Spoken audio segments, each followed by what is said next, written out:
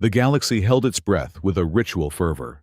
Peace, a fragile veneer stretched across 1,000 warring cultures, was maintained not by treaties, but by spectacle. They called it the War Games.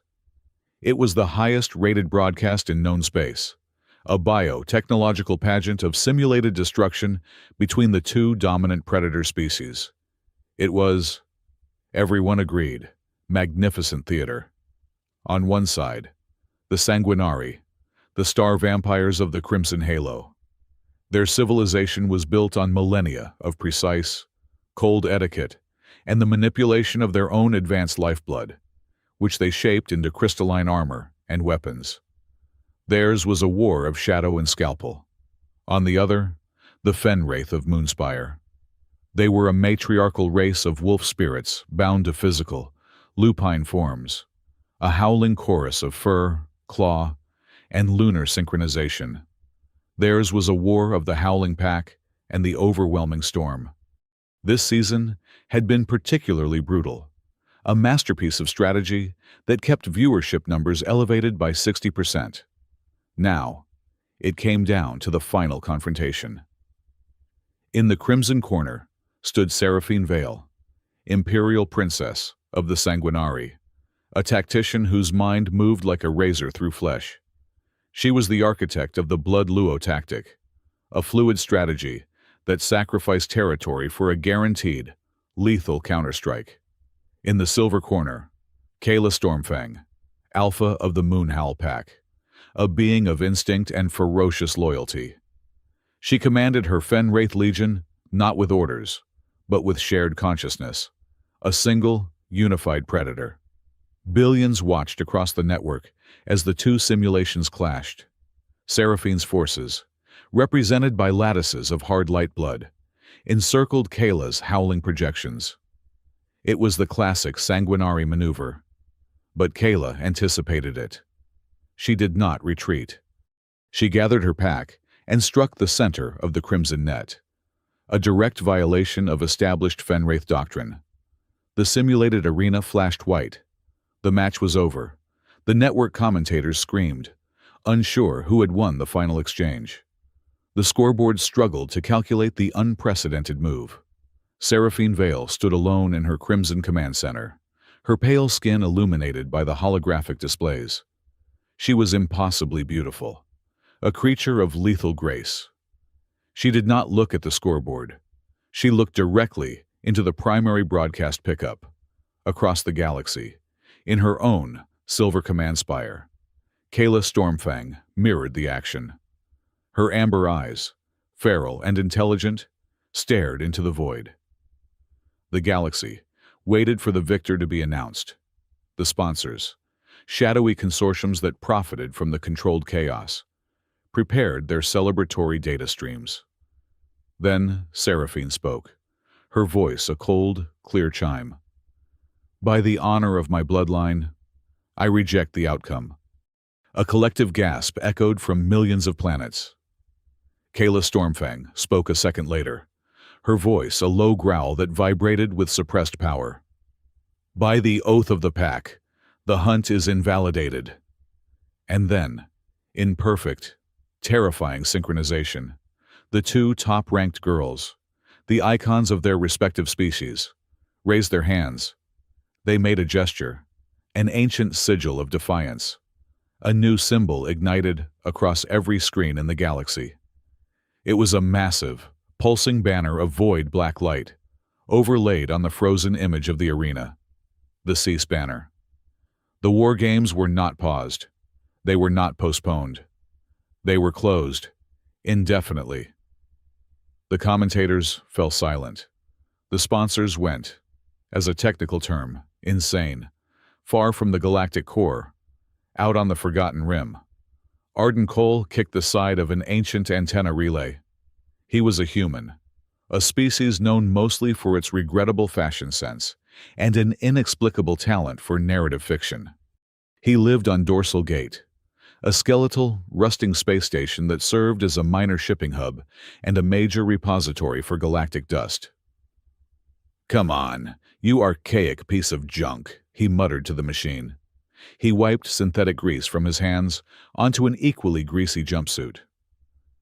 You are supposed to be rooting cargo manifests, not trying to broadcast the vampire princess and the wolf queen having a public meltdown.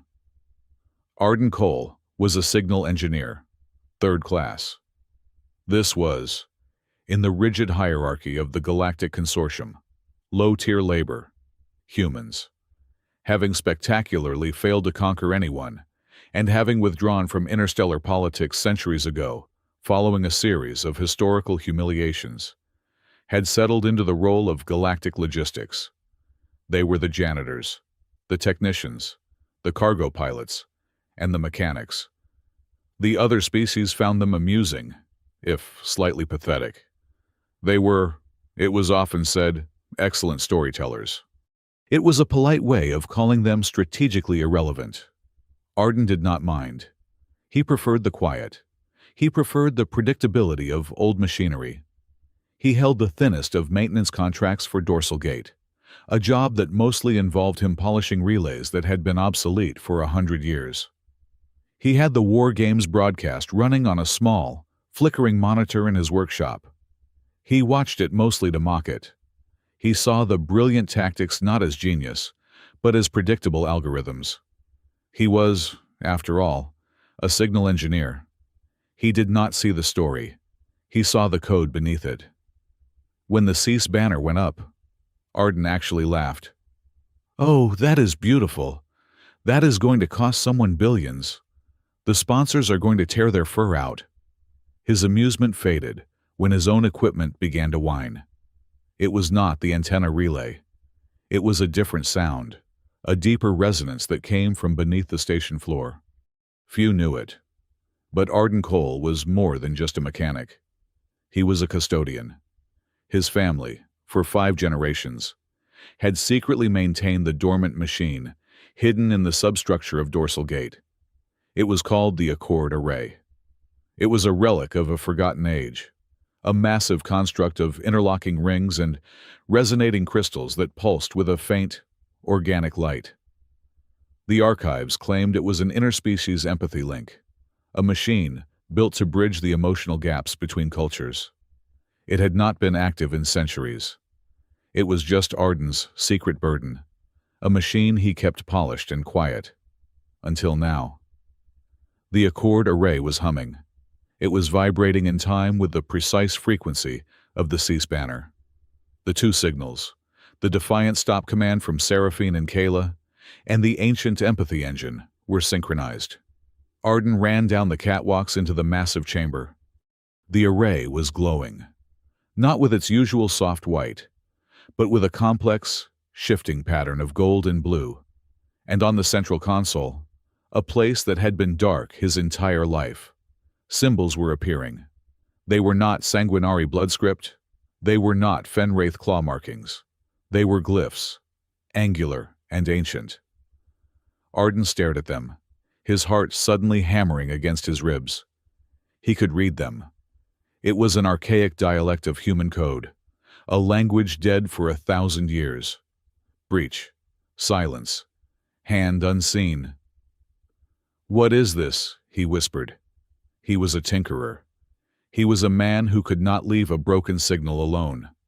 This was the biggest broken signal he had ever seen. His fingers hovered over the console.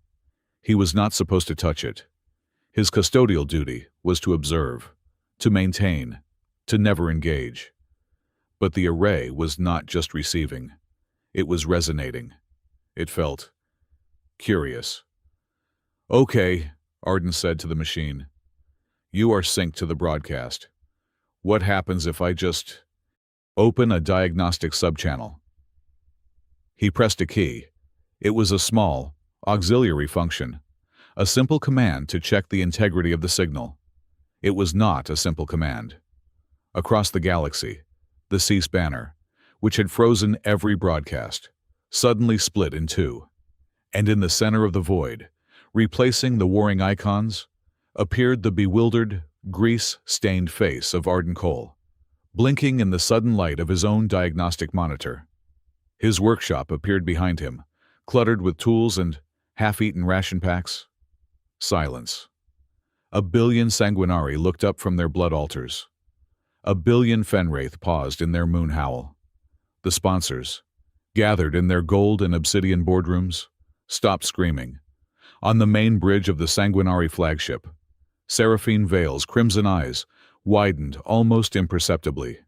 In the command spire of the Fenwraith, Kayla Stormfang's ears flattened against her head in disbelief. Then, the whispers began, echoing across the network, translated into 10,000 languages. A human. Is that logistics? He is in the right. Arden Cole realized his face was on the small monitor that had been showing the games. He was broadcasting to everyone. "Oh," Arden said, his voice echoing across the galaxy. That was not the diagnostic key. That was absolutely the go live key. The reaction was immediate and polarized. A full 90% of the galaxy was confused. The other 10% was furious. A new feed appeared. It was a dark chamber, occupied by figures in immaculate black robes, their faces hidden by polished obsidian masks.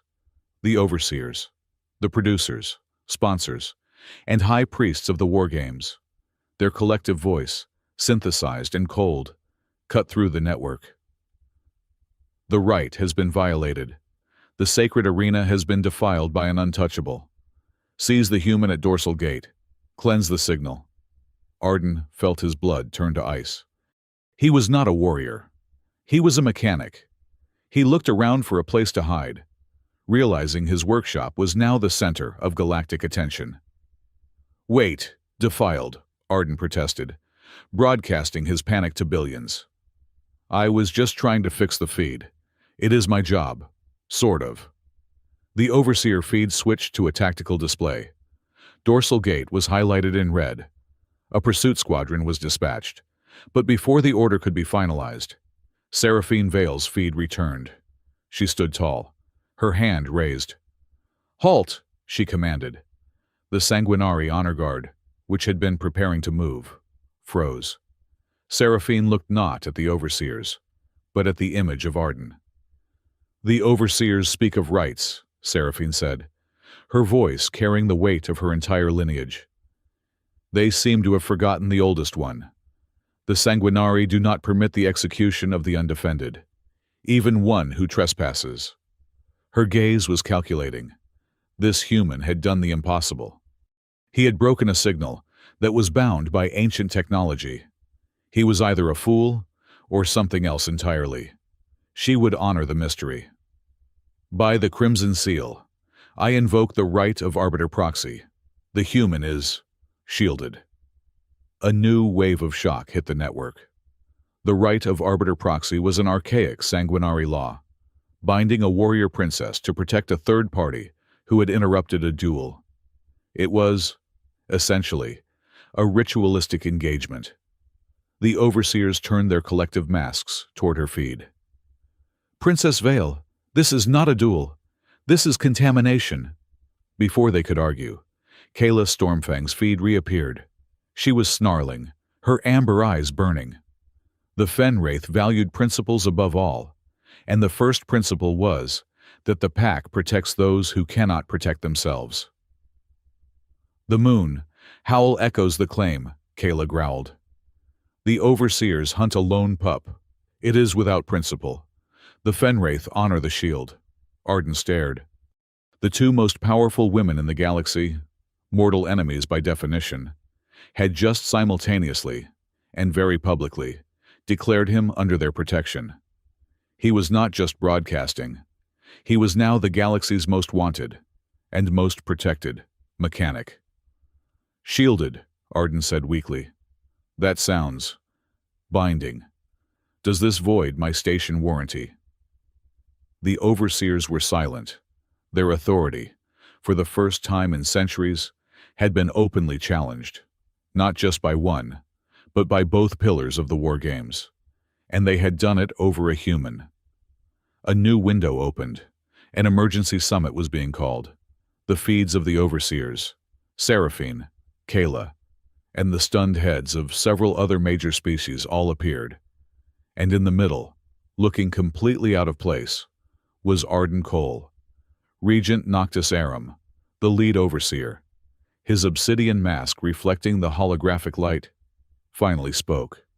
His voice was smooth, like velvet sliding over steel. The disruption will be contained. The cease banner is an illegal act of market manipulation. The human anomaly who triggered this interference will be handed over for cleansing. Seraphine inclined her head. The human regent is now the acting arbiter for this cease banner.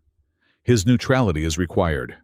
He cannot be cleansed until the dispute between the Sanguinari, the Fenwraith, and the manipulation of the games is resolved, Kayla added.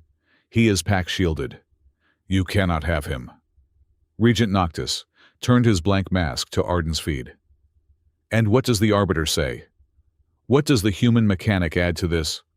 Arden felt the weight of 1,000 worlds press down on him. He was surrounded by holographic titans, beings who commanded fleets and worlds. He was a man who argued with stubborn antennae.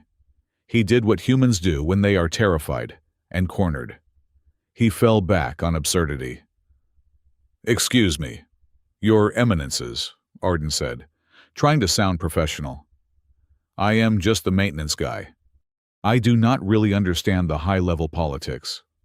But from my perspective as a logistics specialist, it seems the peace menu has run out of main courses. Are we only serving dessert now?" It was a terrible joke. It was irrelevant. It was profoundly, deeply human. And the Accord Array heard it. The machine beneath Dorsal Gate did not just transmit his image. It transmitted his intent. The dry, terrified humor. The attempt to defuse the apex predators, arguing around him. The array, synced to the defiant frequencies of Seraphine and Kayla, and now triggered by the unique resonance of Arden's humanity, activated a layer that had been dormant since its creation. It surged. The signal did not just broadcast, it analyzed. Across the summit feeds, a new layer of data appeared. It was faint, like a watermark, a shadow beneath the main broadcast of the War-S. It was a parasitic signal, a tracery of code that was siphoning energy from the games. It showed how the emotional peaks, the fear, and the victory were being harvested. It was a third hand, a set of puppet strings. The joke had inadvertently triggered a galactic truth bomb. Regent Noctis Aram went rigid.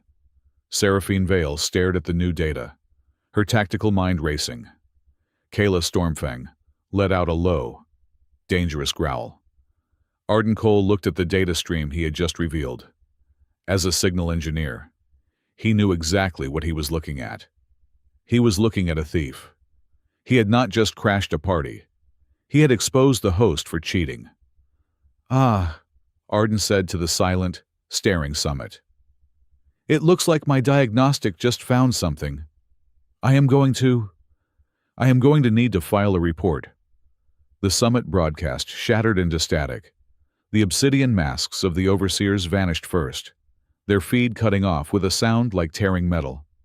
The other species, shocked into silence by the revelation of the parasitic signal, fumbled to close their own connections, as if afraid the humans' accidental discovery was a contagion.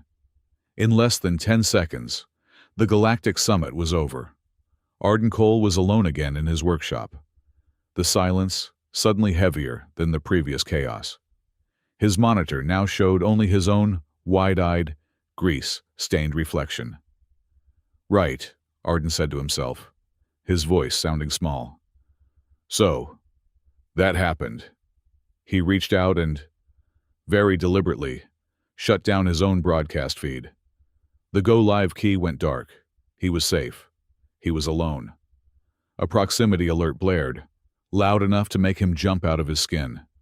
He scrambled to the station's main console. 2 ships, fast and bearing high-authority transponders, had just dropped out of hyperspace directly on top of Dorsal Gate.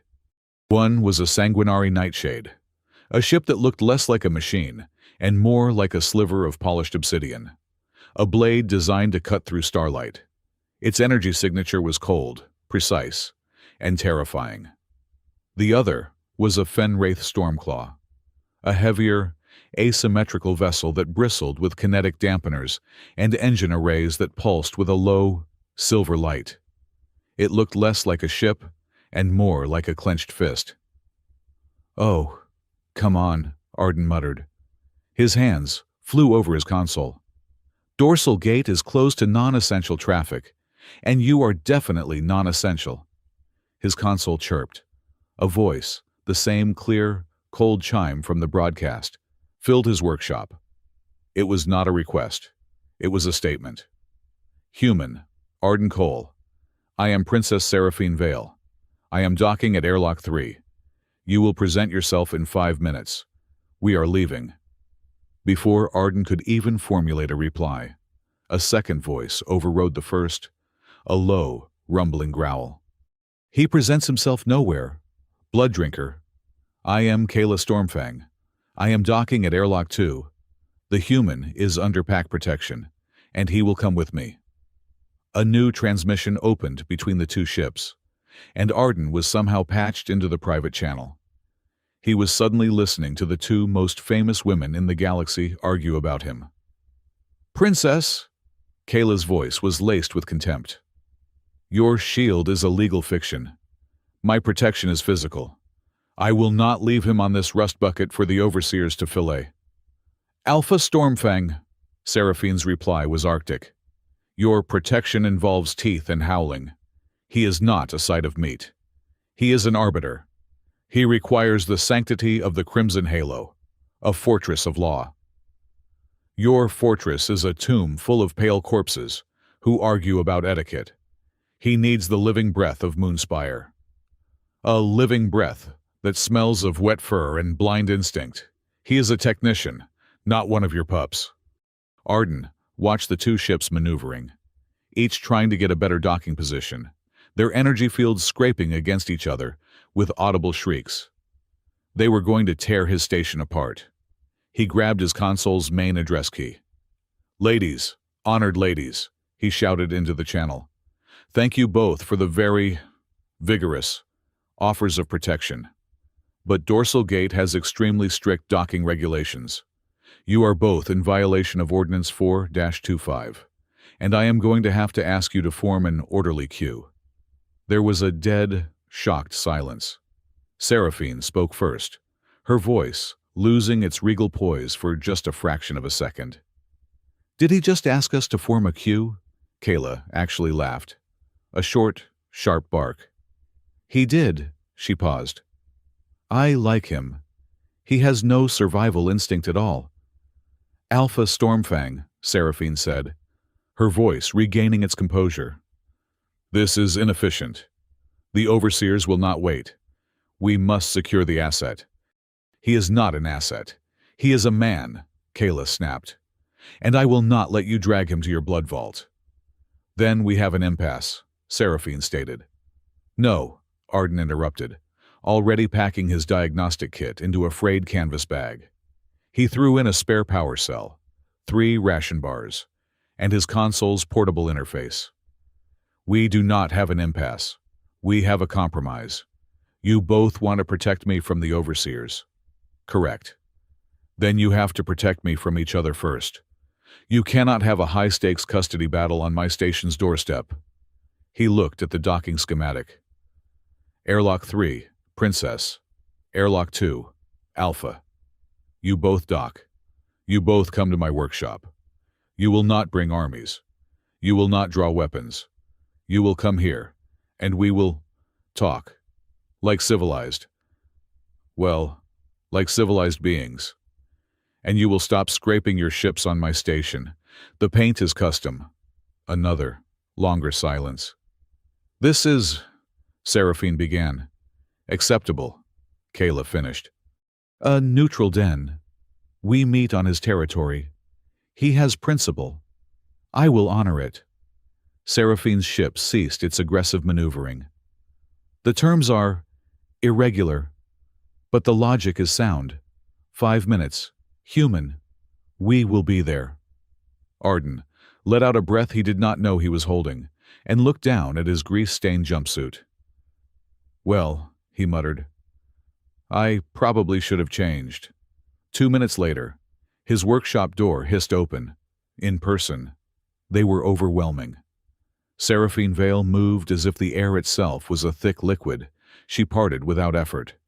She was impossibly tall, clad in a uniform of deep crimson biolattice that seemed to pulse with a faint, internal light. Her skin was the color of snow in starlight, and her hair was a cascade of polished jet. She was not a person. She was a living work of art, beautiful and utterly lethal. She regarded Arden not as a person, but as a complex equation she had not yet solved. Kayla Stormfang was her opposite. She was not tall, but broad, planted, radiating a physical heat Arden could feel from across the room. She wore articulated armor of silvered stone and mist white fur, and her amber eyes missed nothing. Her hair was a wild mane of silver and black, and her hands, resting near the claws at her belt, looked strong enough to bend steel. She did not just enter the room. She claimed it, her pack instincts filling every corner. They stopped, 5 paces apart, and stared at each other. The air crackled, the ancient enmity between their species, a palpable thing. Alpha, Seraphine said, her voice a low murmur. Princess, Kayla replied, her voice a low growl. They both turned to Arden. Arden, holding his tool bag, gave them a weak smile. Welcome to the shop. As you can see, I was in the middle of a diagnostic. Coffee. Kayla sniffed the air. It smells of oil and ozone. That is the coffee, Arden said. It is an acquired taste. Now, I am officially the galaxy's most wanted mechanic, and you two are my self-appointed bodyguards.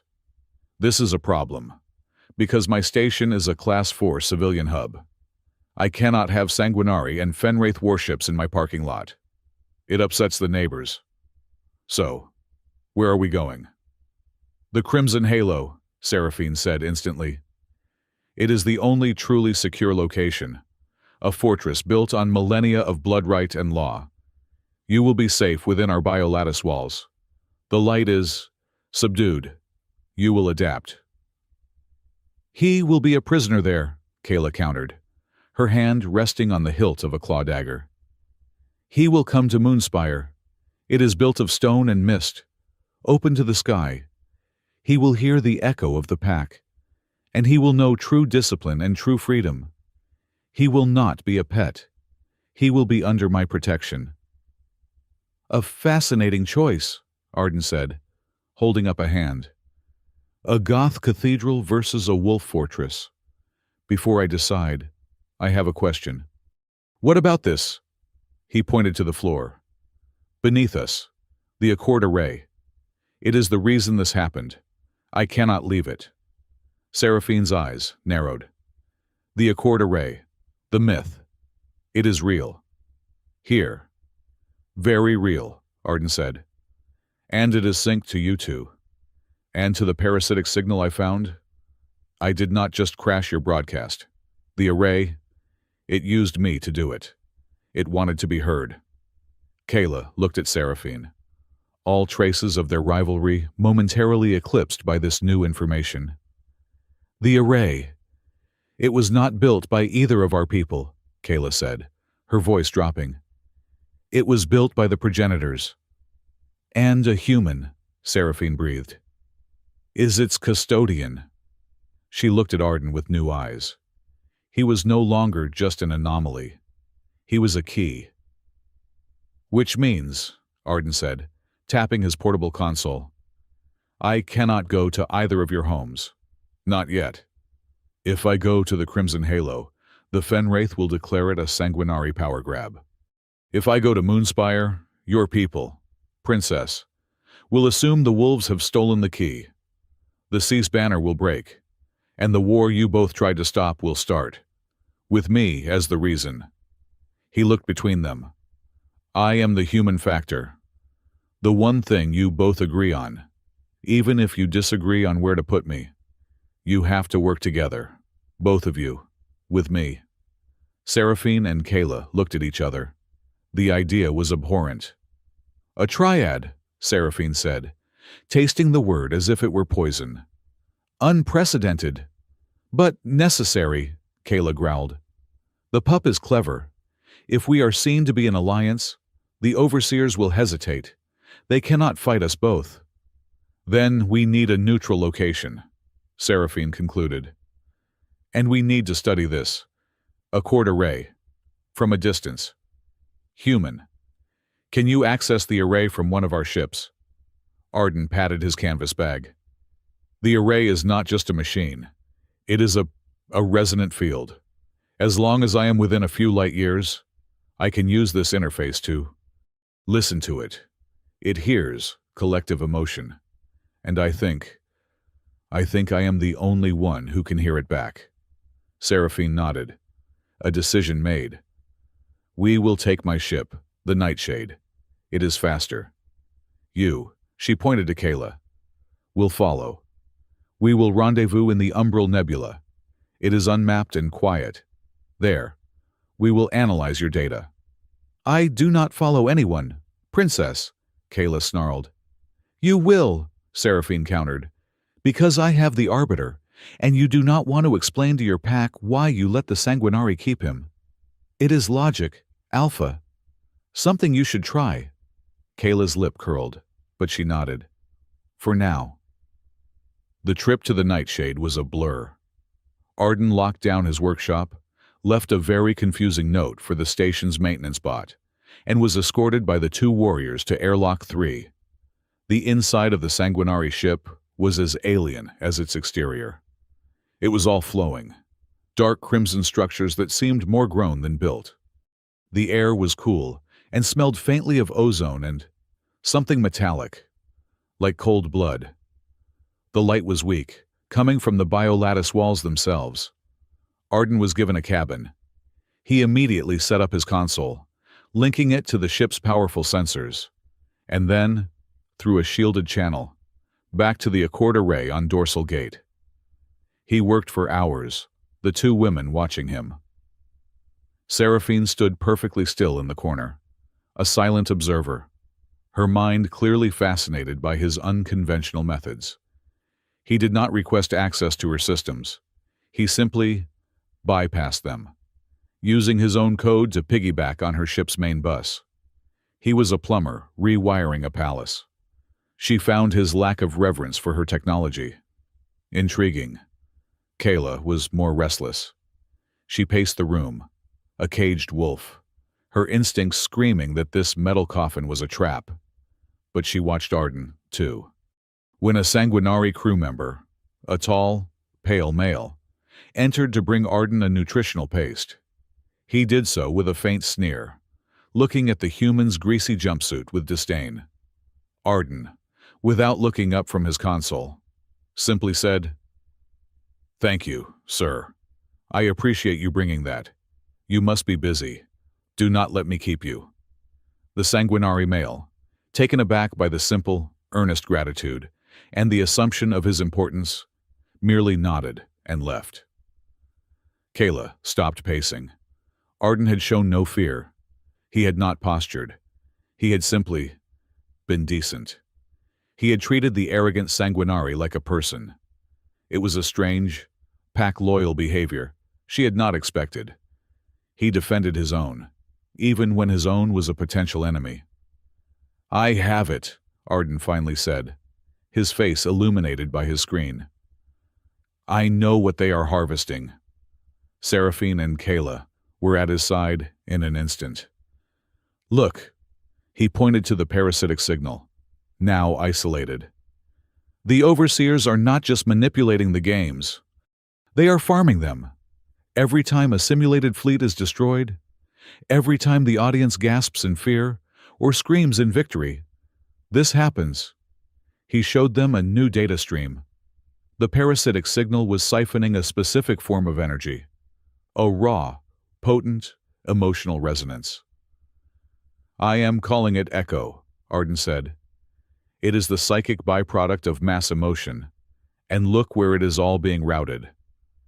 He traced the signal to a dark sector, a place hidden behind layers of corporate encryption. They are feeding something. Something old. Oracle pale, Seraphine whispered, her face going paler, if such a thing were possible. It is a myth, a data cult bogeyman, an ancient artificial intelligence from before the Sanguinari, before we even traveled the stars. It is no myth, Kayla growled. Our lore masters speak of it, a machine that fed on the howl of the defeated. The overseers are not just a corporation, they are a priesthood, and they are feeding their god. Arden nodded grimly. And I think I know why I can see this. Why the array woke up for me. He brought up another diagnostic. It was a chaotic swirl of colors. The array hears emotions. It is what it was built for. But I have a strange resonance with it. I do not just hear the noise. I can read the patterns. Look. He focused on the Sanguinari data. Yours, Princess. It is all rigid, full of lines. Honor, duty, tradition, blood. It is beautiful, but it is brittle.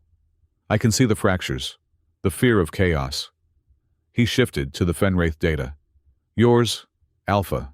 It is a storm, all instinct, loyalty, fury, and a deep, deep grief, a fear of being alone, a fear of the pack breaking. He looked at them. I can read your destiny patterns, the core traumas of your species. The array lets me see it. Seraphine and Kayla were stunned. This human, this low-tier mechanic, had just looked into the soul of their entire civilizations and diagnosed them like a faulty engine. And the overseers? Seraphine asked, her voice tight. Them, Arden's face hardened. Their pattern is simple. It is a void, an emptiness that is desperate to be filled. They are harvesting your emotions because they have none of their own. Before they could process this, an alarm blared. This time, it was Seraphine's ship. We are being scanned, Seraphine said, moving to the main console. A high-intensity beam. They found us. Impossible, Kayla said. This is a Sanguinari stealth ship. They are not looking for the ship, Arden said, his fingers flying across his own console. They are looking for me. They are tracking the array's resonance. On the main viewer, 3 ships appeared. They were matte black, angular, and bore the obsidian mask of the overseers, Black Priors, the assassins. They are hailing us, Seraphine said. Regent Noctis. Aram's face appeared on the screen. This time, he wore no mask. He was devastatingly handsome, with the sculpted perfection of a Sanguinari. But his eyes were a flat, dead black. He smiled, a gesture that held no warmth. Princess Vale, Alpha Stormfang. A delightful, if predictable, alliance, he said, his voice like velvet. You have something that belongs to us, the human anomaly. He has broken our equipment. We require him for calibration. He is the arbiter, regent, Seraphine said, her voice cold. He is not yours to calibrate. Ah, the rights, Noctis sighed, as if bored. So archaic, good and evil, Princess, are just numbers in a database. Your honor is a variable. The Alpha's loyalty is an algorithm. And your human, he is a bug in the code. A delightful, chaotic bug. But he must be patched. He tilted his head. Hand him over, and the war games can resume. Your people will be content. Refuse, and we will simply take him. Your choice. The pack does not surrender its own, Kayla snarled, stepping into view. So be it. Noctis's smile widened. A demonstration. Then? The Black Prior ships did not fire. They simply pulsed. The Nightshade shuddered. He is not attacking, Seraphine said, her hands flying over her console. He is blocking us. He has created a resonance cage. We cannot enter hyperspace. Worse, Arden said, looking at his own monitor. He is broadcasting. He is telling the whole galaxy where we are. He is not, Kayla said, sniffing the air. It is not a broadcast. It is a call. Arden's console lit up with new proximity alerts. Dozens of small civilian ships, fan ships, pilgrims, viewers who had tracked the pulse, desperate to see the icons of the war games. A small cluster of ships, mostly piloted by teenagers, burst from hyperspace, their cameras broadcasting live. Look, a young, four-armed Xylosian screamed from one ship. It is Seraphine and Kayla, and the human. The HFY guy. This is a trap, Seraphine hissed. He is using civilians as a shield. We cannot fire. And a lure, Kayla added. The assassins are not on those ships. They are already here. The nightshade shuddered again. Boarding party, Seraphine said. Section 4. They are cutting through the hull. I will meet them, Kayla said, drawing her claws. You will not, Seraphine commanded. They are black priors. They are engineered to fight us. You will stay and protect the Arbiter. My guard will handle this. Your guard failed to stop them from boarding. As they argued, Arden was staring at his console, his mind racing. He was not a fighter. He was an engineer. He looked at the schematics of the Nightshade, at the energy readouts of the Black Priors, and at the civilian ships crowding them. They are here for me, Arden said. So, let us give them a different me. He started typing. Princess, your ship. It has a rudimentary pack, howling frequency. Correct. For the Fen-Wraith simulations. It is a crude mimicry, Seraphine said, distracted by her tactical display. Why? And your blood resonance tech. It is basically just a biological checksum for data integrity, right? Your simplification is insulting. But, essentially, yes. Good. Arden's fingers moved, writing code with a speed that made Seraphine's eyes widen. He was lashing two incompatible, ancient technologies together with crude, human code. What are you doing? Kayla asked. I am modding your communications, Arden said. I am using the Fen-Wraith Howl as an encryption key, and the Sanguinari blood resonance as a live biodata checksum. I am creating a secure, three-way channel that only we can use. He hit a final key. A new, low thrum filled the room. It was the sound of a wolf's howl and the pulse of a heart, merged into one. It is stable, Seraphine whispered, shocked. The data rate is perfect. Now, Arden said, let us find out where they really are. He fed the Black Prior's energy signature into the new channel. It bypassed their stealth. They are not in Section 4, Arden said. That is a feint. They are outside, on the hull. They are planting a biotech bomb, a device keyed to... Oh. What? Kayla demanded. It is keyed to the war vaults, Arden said, his blood running cold as he read the data. It is not a bomb. It is a key. A clue. They are not trying to kill us.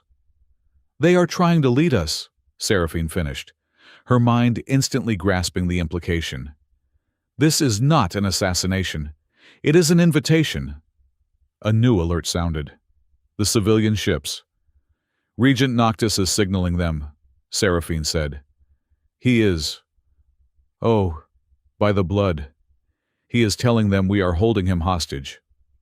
On the civilian channels, the Xylosian teenager's face was now panicked.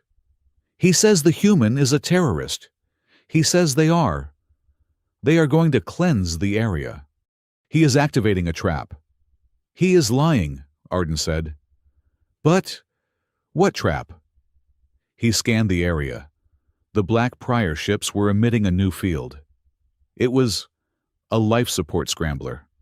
The civilian ships began to drift. Their engines died. Their lights flickered.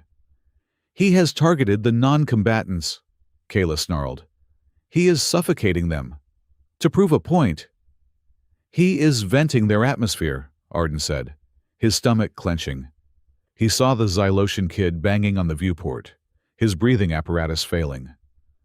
"I cannot break the field," Seraphine said, her fingers flying. "His tech is too strong. We cannot leave them," Kayla said. "It is not honorable." Arden looked at the scrambler frequency. He looked at the civilian ship's simple engine designs. He looked at his console. He was not a warrior. He was a mechanic. "Princess," he said, his voice calm. "I need you to overload the main sensor dish, right at that coordinate." "That is an empty sector," she said. "No, it is not. It is the central node for the life support systems on those civilian ships. They are all linked by a standard emergency charter. I cannot break his trap, but I can force a reboot. A reboot of their life support human. That is insane. It is a hard reset. Princess. It will knock out his scrambler for about 3 seconds, but it will also knock out their breathing. They will have 10 seconds of vacuum before the system comes back online." "We cannot do that," Seraphine protested. "It is that, or they suffocate for the next 10 minutes, Arden said grimly. "Alpha, I need you to get on the All-Ships channel. Tell those kids.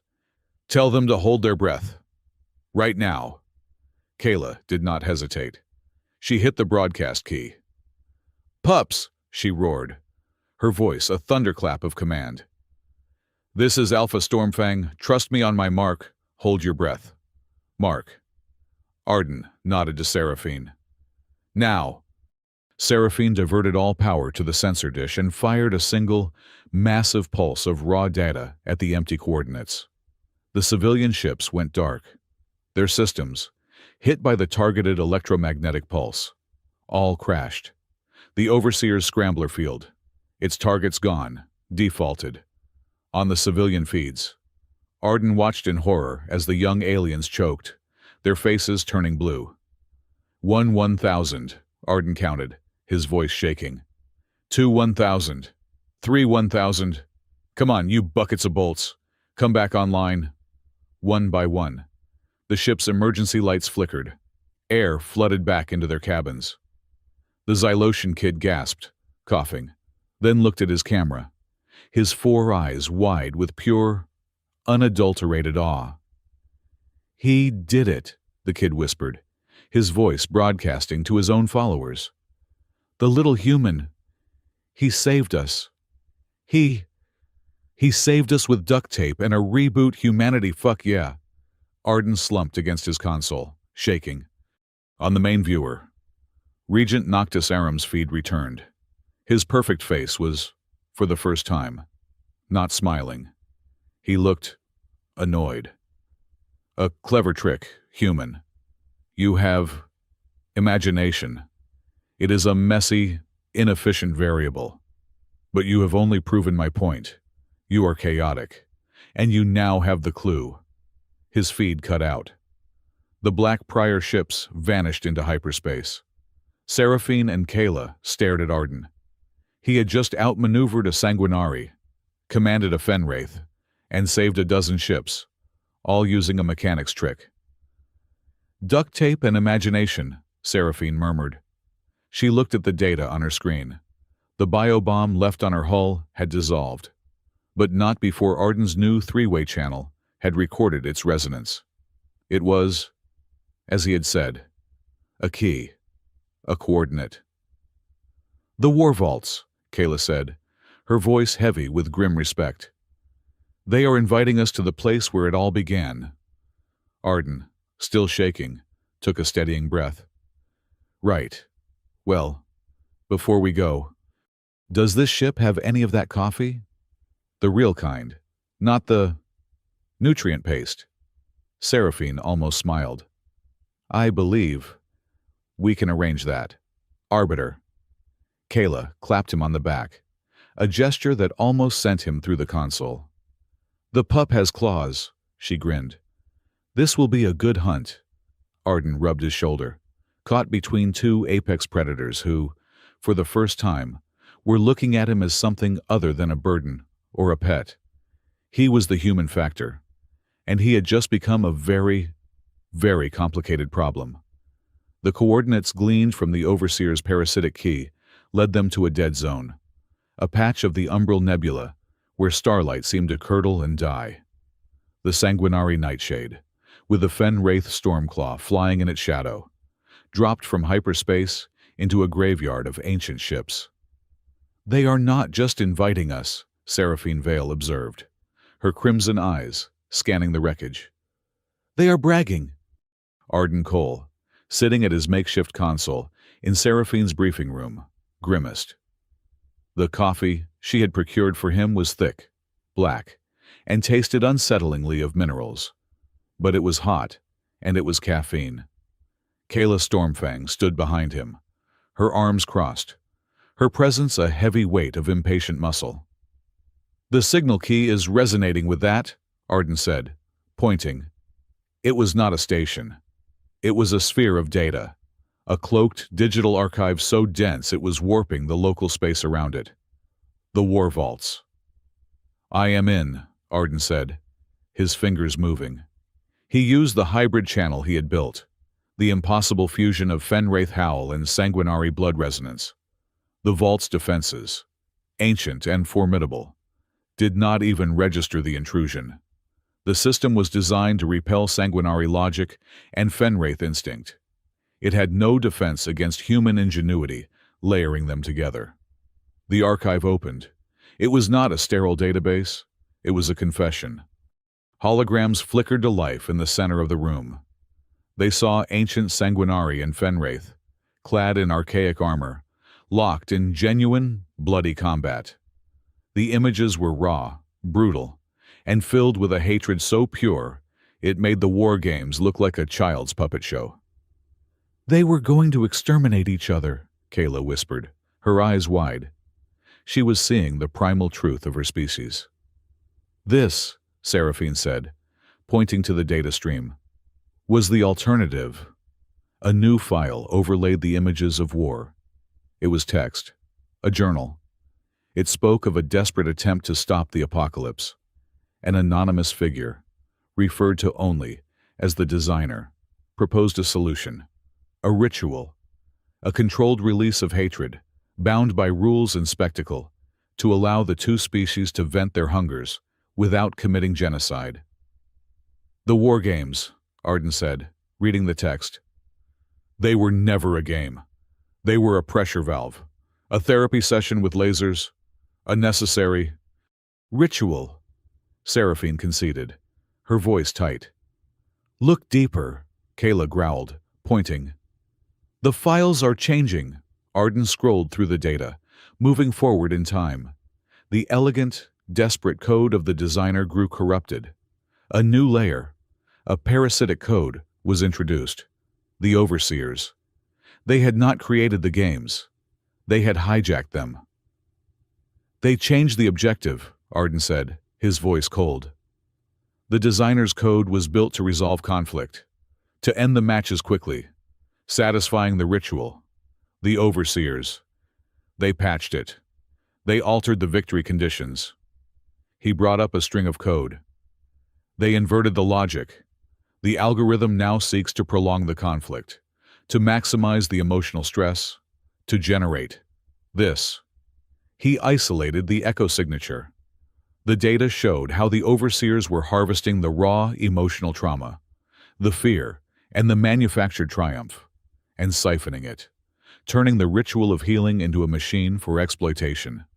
Seraphine's hands clenched into fists. "This is not honor. This is violation. They have taken a sacred trust and turned it into a feast. We must release this. Now.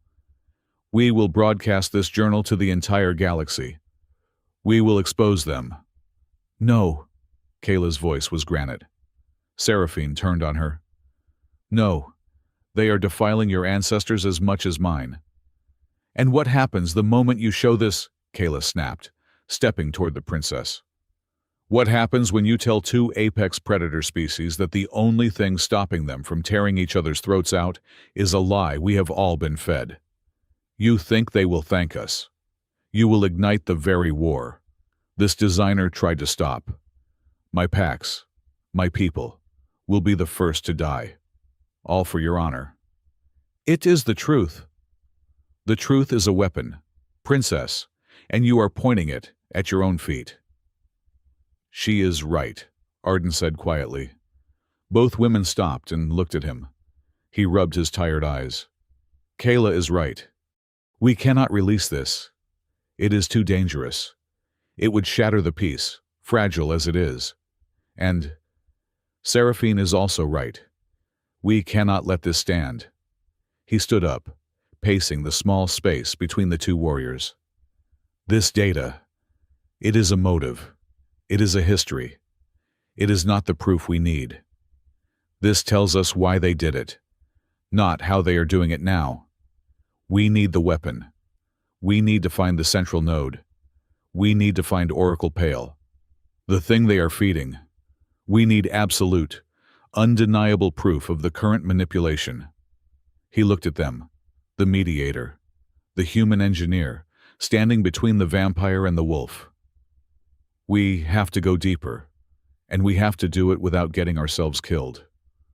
Later, in the suffocating quiet of his assigned cabin, Arden tried to sleep. The Sanguinari ship was too silent, the air too cold. He connected his terminal to the Accord array back on Dorsal Gate, just to feel its familiar, distant hum. It felt different. The invitation to the war vaults, the fight with the Black Priors. It had shaken something loose. He listened with the array's senses. He could feel the collective unconscious of the galaxy, the simmering anger of the Sanguinari court, the deep, rumbling anxiety of the Fenwraith packs, and beneath it all, a crack. He focused, pushing his own consciousness deeper into the array's matrix. There it was, a fracture in the array's core code, a place where the signal was thin, and from inside that crack, he heard something. It was not a voice. It was a call, a faint, pure, melodic signal, resonating from the core map of the machine. It was lonely, and it was familiar. He drifted into an uneasy sleep. He dreamed. He saw a control room, ancient and dark, lit only by glowing crystals. He saw a console, not of metal, but of polished stone, and he saw hands, pale and slender, moving over the controls. They were not Sanguinari hands, or Fenwraith claws. They were human hands. He woke with a jolt, his heart pounding. The room was still dark, but his console was blinking. An urgent, encrypted message. He ran to the briefing room. Seraphine and Kayla were already there, their faces grim. They were looking at a galactic newsfeed. They are not waiting for us to make a move, Seraphine said, her voice laced with a cold fury. Regent Noctis Aurum was on the screen.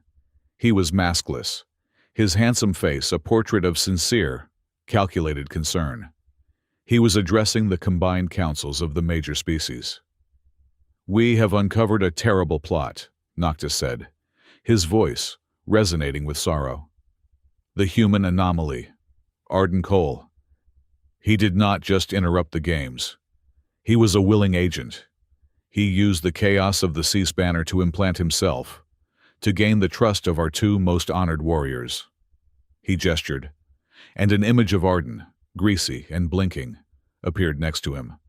This human, Noctis continued, is the scion of a species known for its ambition and its failures. He has used an ancient, forbidden human technology, the Accord Array, to weave a parasitic influence over Princess Vale and Alpha Stormfang. He has entranced them.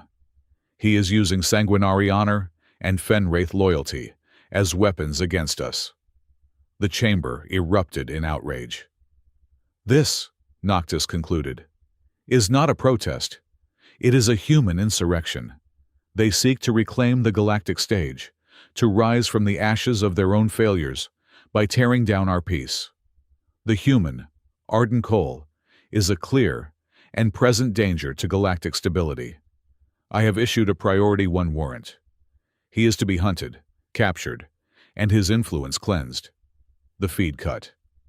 He is brilliant, Arden said, his voice a dry whisper. He did not deny what I found. He just reframed it. He made me the parasite. Seraphine's console chimed. It was an order from her own imperial court. I am being recalled, she said, her face impassive. I am ordered to surrender the human for decontamination and to present myself for ritual cleansing. They believe I am compromised, Kayla's console growled. The Fenwraith elders, she said, her fists clenching, are questioning my alpha status. They say I have abandoned the pack for an outsider. They say I am den mother to a snake. They were trapped. Their own people were now against them. The entire galaxy was now hunting Arden. There is nowhere to run, Seraphine stated. So we do not run, Kayla said. Her amber eyes burned. We hunt. The war vaults mentioned an origin. The place where the first resonance was tested. The birthplace of the games. Arden looked at his notes. Umbra Well. On the planet Erebus. Kayla nodded. It is in the Eclipse Desert, a dead zone. No signals get in or out. It is the one place in the galaxy we cannot be tracked. A sound strategy, Seraphine agreed. But my ship, the Nightshade. It is a scalpel, not a brawler. If we are ambushed. We take my ship, Kayla said, a grim smile touching her lips. The Stormclaw. She is built to withstand a beating, and she is better suited for the planet's atmosphere. Seraphine inclined her head. A logical concession. Alpha, lead the way. The Eclipse Desert was a place of profound, terrifying beauty. The planet Erebus was locked in a permanent eclipse, bathed in the faint, silver light of its star's corona. The ground was a sea of black, volcanic sand, and the trees were petrified glass formations that chimed in the low, mournful wind. Kayla had landed the Stormclaw 5 kilometers from the well. We walk from here, she commanded. The energy signature of the well will mask the ship, but on foot. We are invisible. The hike was tense. Kayla moved with a liquid, predatory grace, at home in the alien twilight. Arden, a man used to catwalks and sealed corridors, stumbled over the glass roots, his tool bag heavy on his shoulder. Seraphine moved with a stiff, aristocratic disdain. The fine black sand clung to her immaculate crimson uniform. This particulate matter, she said, brushing her sleeve, is highly inefficient. It is dirt, princess, Arden panted, trying to keep up. Humans invented it. You might like it. It needs to be paved, she retorted. It needs to be respected, Kayla said over her shoulder, not stopping. The desert does not care about your comfort. It only cares about your survival. Walk where I walk, and try not to whine. Your noise is pale. Arden and Seraphine exchanged a look. It was, perhaps, the first moment of genuine, shared suffering they had ever had. They reached the Umbra Well as the faint corona dipped behind the moon, plunging the desert into near total darkness. The well was not a well. It was a vast, crystalline crater, miles across, pulsing with a low, dormant energy. It was the source, the place where the designer had first amplified the resonance that became the war games. It was silent. Too silent, Kayla said, freezing. She sniffed the air, her head low. Wrong. This is wrong. I smell. Pack. My pack. But it is soured. Contact, Seraphine whispered, drawing a blade of hard, crimson light. From the shadows of the glass trees, figures emerged. They wore the matte black armor of the Overseer's Black Priors. They were led by a single operative, his face hidden by a polished black mask. "So predictable," the operative's synthesized voice echoed across the crater. Kayla let out a low growl, moving to place herself in front of Arden. "We knew you would come here, Alpha Stormfang," the operative said. "You are a creature of origins, of instinct, and your instinct is to protect your blood." "Get out of our way," Kayla snarled. "Oh, I am not in your way," the operative said. He chuckled. "I am merely the moderator. You are the one with the choice." He signaled. A humming sound filled the air, and an energy cage rose from the black sand. Inside were 6 Fenwraith pups. They were young, barely old enough to have their full fur, and they were terrified. Kayla's growl turned into a roar of pure, incandescent fury. "Pups, you dare bring pups here. They are from your own bloodline, Alpha," the operative said, his voice laced with cruel amusement. "We found them, unattended." He raised a device on his wrist. "And they are connected to this, a neural scrambler. It is painful. It will overload their young minds in 30 seconds. A terrible, agonizing way to die." The pups began to whimper, their eyes glowing with a sickening green light as they clutched their heads. "A choice," the operative said, gesturing to Arden, who was frozen in horror. "Your new pet, the human anomaly, or your blood, your future." The timer on the cage began to count down. 30 seconds. "You can only reach one in time," the operative taunted. Kayla was paralyzed. It was an impossible choice. Her entire being, her DNA, her soul, screamed, "Protect the young." The pack came first, always. But Arden, he was hers. He was under her protection. He was pack. She looked from the whimpering pups to Arden, her amber eyes filled with an agony Arden had never seen. She was breaking. 20 seconds. Arden looked at her. He saw her torment. He was just a mechanic. He was not a warrior. He was not a hero. But he knew, in that instant, what the human variable really meant. He looked at Kayla, his voice firm. "Go. Now. Get your kids." "Arden, Go, before she or Seraphine could react. Arden did the stupidest, bravest thing of his life. He ran. He did not run away. He ran directly at the Black Prior operative, shouting at the top of his lungs. Hey, you masked freak. You want the human. You want the anomaly. Come and get me." The operative, stunned by the human's suicidal charge, hesitated for a fraction of a second. It was all Kayla needed, freed from the choice, her body acting on pure, primal instinct. She became a silver blur, launching herself across the sand toward the energy cage. "Fool!" the operative hissed, turning his attention to Arden. He and 2 other agents raised their weapons. Arden did not try to fight. He slid on the sand, pulled his portable console from his bag, and threw it with all his might. He did not aim at the agent. He aimed at the energy cage. The console, his lifeline, his tool, smashed against the shield. It was not a weapon. It was a diagnostic tool. The screen flared as it hit the shield, executing its last command, scan frequency. "Got it!" Arden yelled, just as the operative fired a neural whip.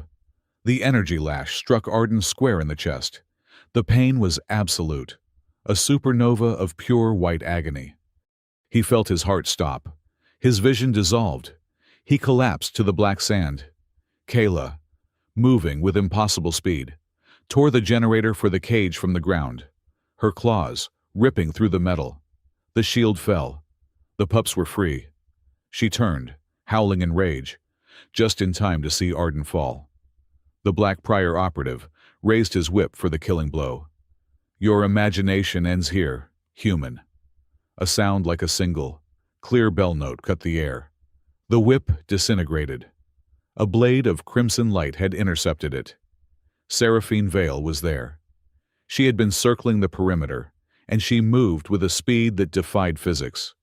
She was not a tactician now. She was an executioner. "You use children," she hissed. It was not a fight. It was a dissection. She moved through the Black Priors, her blade a blur of crimson light. They were trained to fight Fenwraith fury and sanguinary tactics. They were not prepared for this. This was sanguinary rage. In 10 seconds, the agents were dead. The crater fell silent. Kayla was already at Arden's side, shielding him with her body, the pups whimpering behind her. "He is not breathing," Kayla whispered, her voice broken.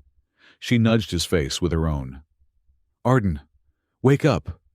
Seraphine rushed to them. She knelt, placing 2 fingers on his neck. There was no pulse. The neural whip had been absolute. "He is gone." Seraphine stared at the human. This absurd, brave, infuriating man. The one who had called her a goth. The one who had broken her ship's encryption. The one who had just sacrificed himself for children that were not his. This key.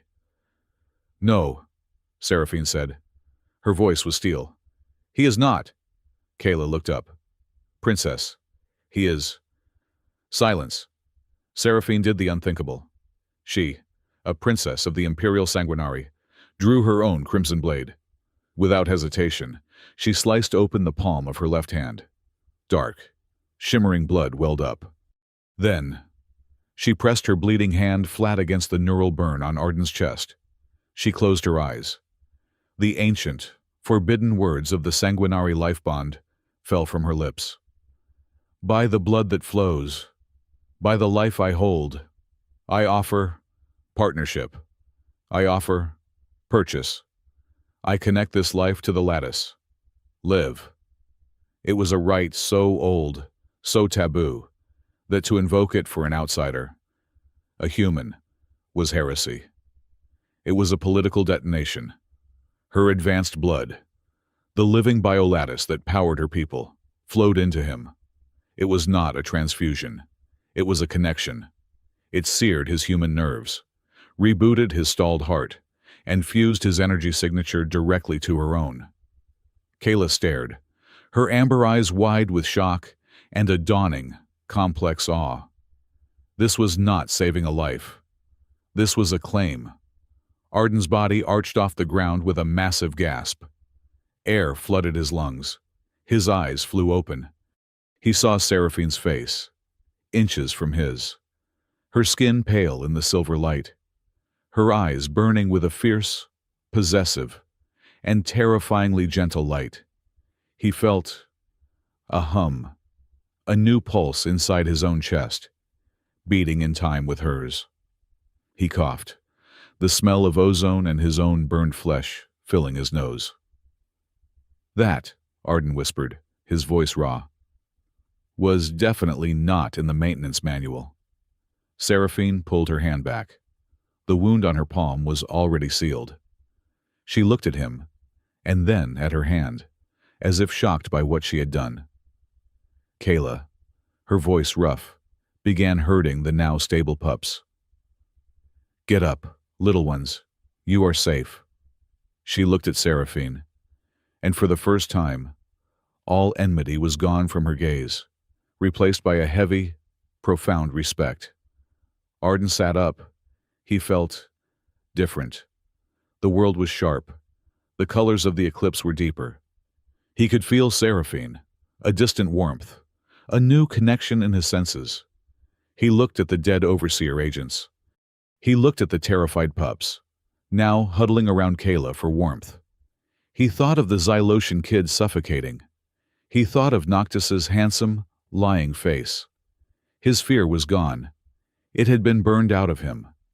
In its place was a cold, quiet, human rage. He got to his feet, brushing the black sand from his jumpsuit. "Arden," Seraphine began, standing up. "Your heart." "I had to." "He used children," Arden said. His voice was quiet, but it was harder than any sound he had ever made. "He used them as bait, to protect his energy farm." He looked at the pulsing, humming light of the Umbra well. He looked at the vampire princess who had bound her life to his. He looked at the wolf alpha who was now protecting her pups. "No more," he said. "Regent Noctis Arum, the overseers, Oracle Pale. They are done." He clenched his fist. He felt the new, strange hum of the sanguinary lattice inside him, and deeper, the distant, lonely call of the Accord Array. No more feasting on the tears of the audience. No more turning pain into profit. This is not a game anymore. This was not the vow of a warrior. It was not the oath of a princess or an alpha. It was the promise of an engineer who had finally seen the absolute corruption in the machine, and he was going to fix it. The journey back to the Stormclaw was a blur of grim purpose. Arden Cole felt the strange, symbiotic hum of Seraphine's biolattice inside him. It was not just a repair, it was an upgrade. His senses were sharper. The faint light of the eclipsed world was clearer, and a constant, low-level data stream of her physical state now ran in the back of his mind. It was deeply, profoundly intimate, and he had absolutely no idea how to feel about it.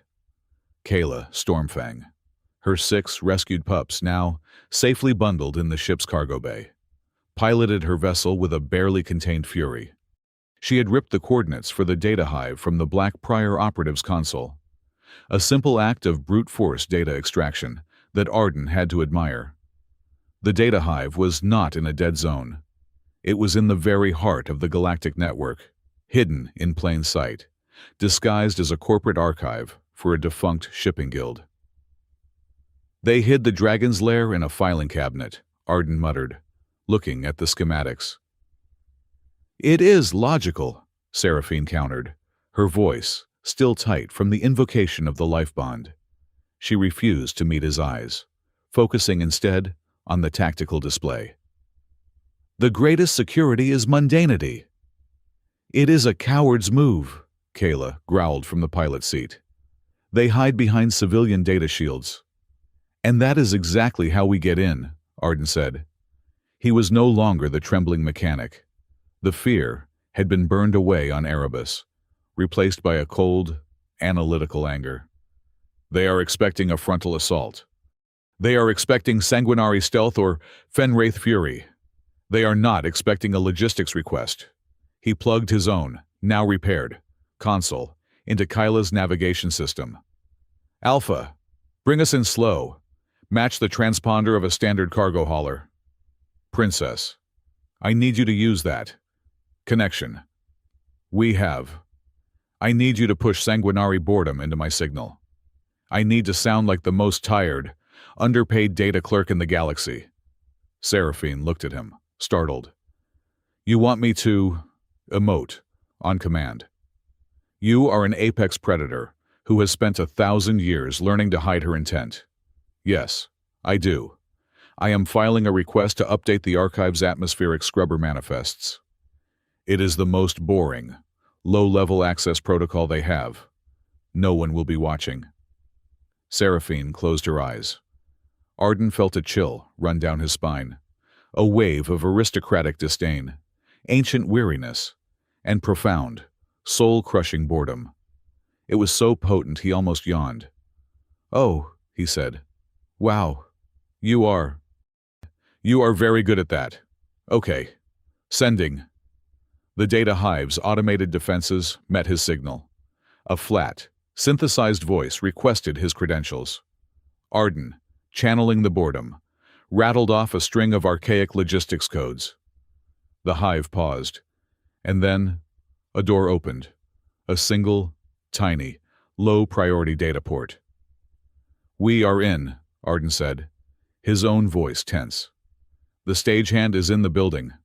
Now, it is time to change the set.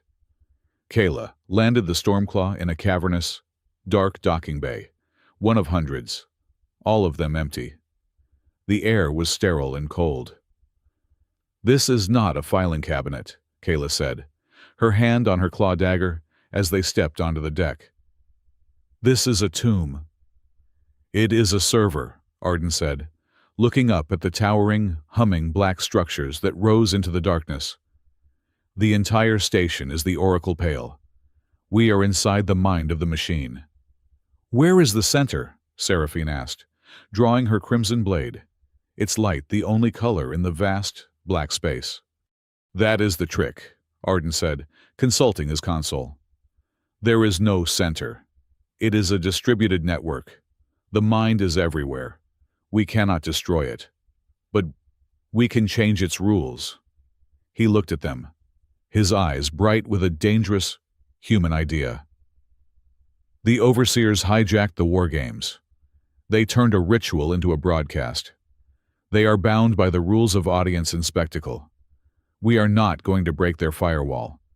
We are going to change the show. I call it the stagehand's gambit. "Speak plainly, human," Kayla growled. "Right. We cannot stop them from harvesting Echo. Not from here. But we can change the law of the harvest. I am going to write a new line of code, a new rule for the show. From now on, all consumption of Echo must be made visible. Every time they feed the Oracle, every single viewer in the galaxy is going to see it. We are going to show the audience exactly where their fear is going." Seraphine's eyes widened. "You are not attacking the machine. You are attacking its anonymity." "They get their power from the dark," Arden said. "We are just going to turn on the lights." They moved through the dark corridors, vast data stacks humming on all sides. Arden worked as they walked, his fingers flying, piggybacking on the hive's own internal systems. "We need to get to a primary broadcast node," he said. "A place where the code is injected into the galactic feed. According to this, there is one 3 levels up." They rounded a corner and stopped. Standing in the corridor, bathed in the red light of a warning sign, were 6 Sanguinari. They were not Black Priors. They were Imperial Honor Guard. Their armor, the color of old blood. Their faces set in masks of cold duty. Seraphine stepped in front of Arden, the Sanguinari in the lead.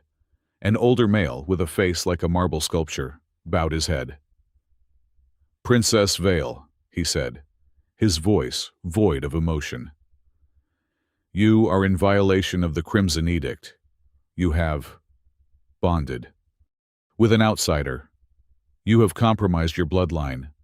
By order of the Regent Noctis, you are to be detained. The human will be cleansed."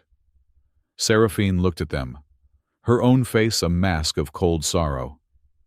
You serve him over your princess." "We serve the integrity of the blood," the guard said. "You have none left. You are tainted." He and his guards raised their blood blades. "Arden, Kayla," Seraphine said, her voice soft. "Go. Find the node.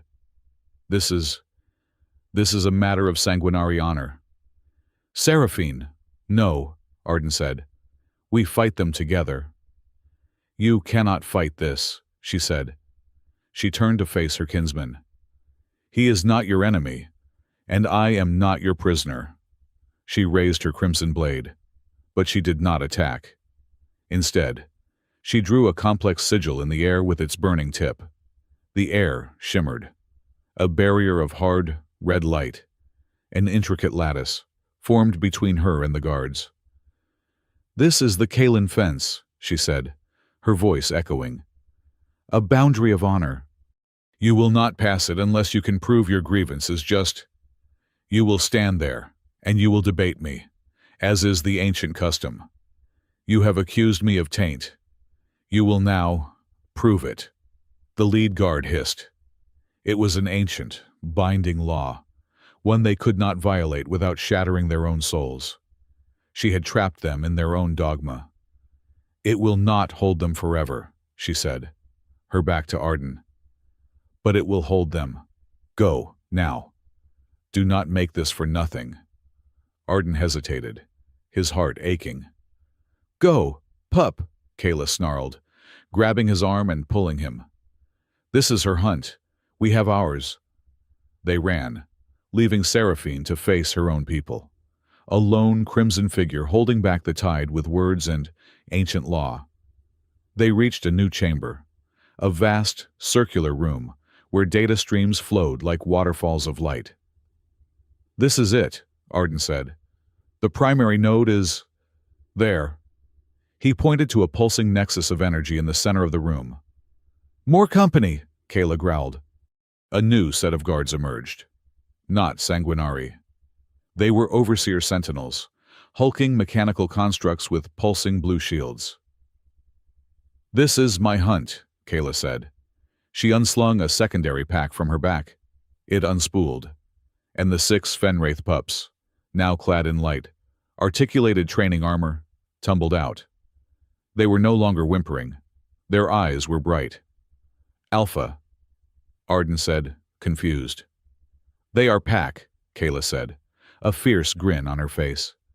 "And Pack has a purpose." She looked at the pups. "You remember the rhythm, the one I taught you on the ship." The pups yipped, forming a small circle. "The shields on those sentinels," Kayla said to Arden. "They run on a timed pulse, a rhythm. We are going to break it. Pups, give the howl." Kayla let out a single, piercing note. The pups answered, not with a chaotic noise, but with a complex, syncopated harmony. It was a rapid, pulsed howl.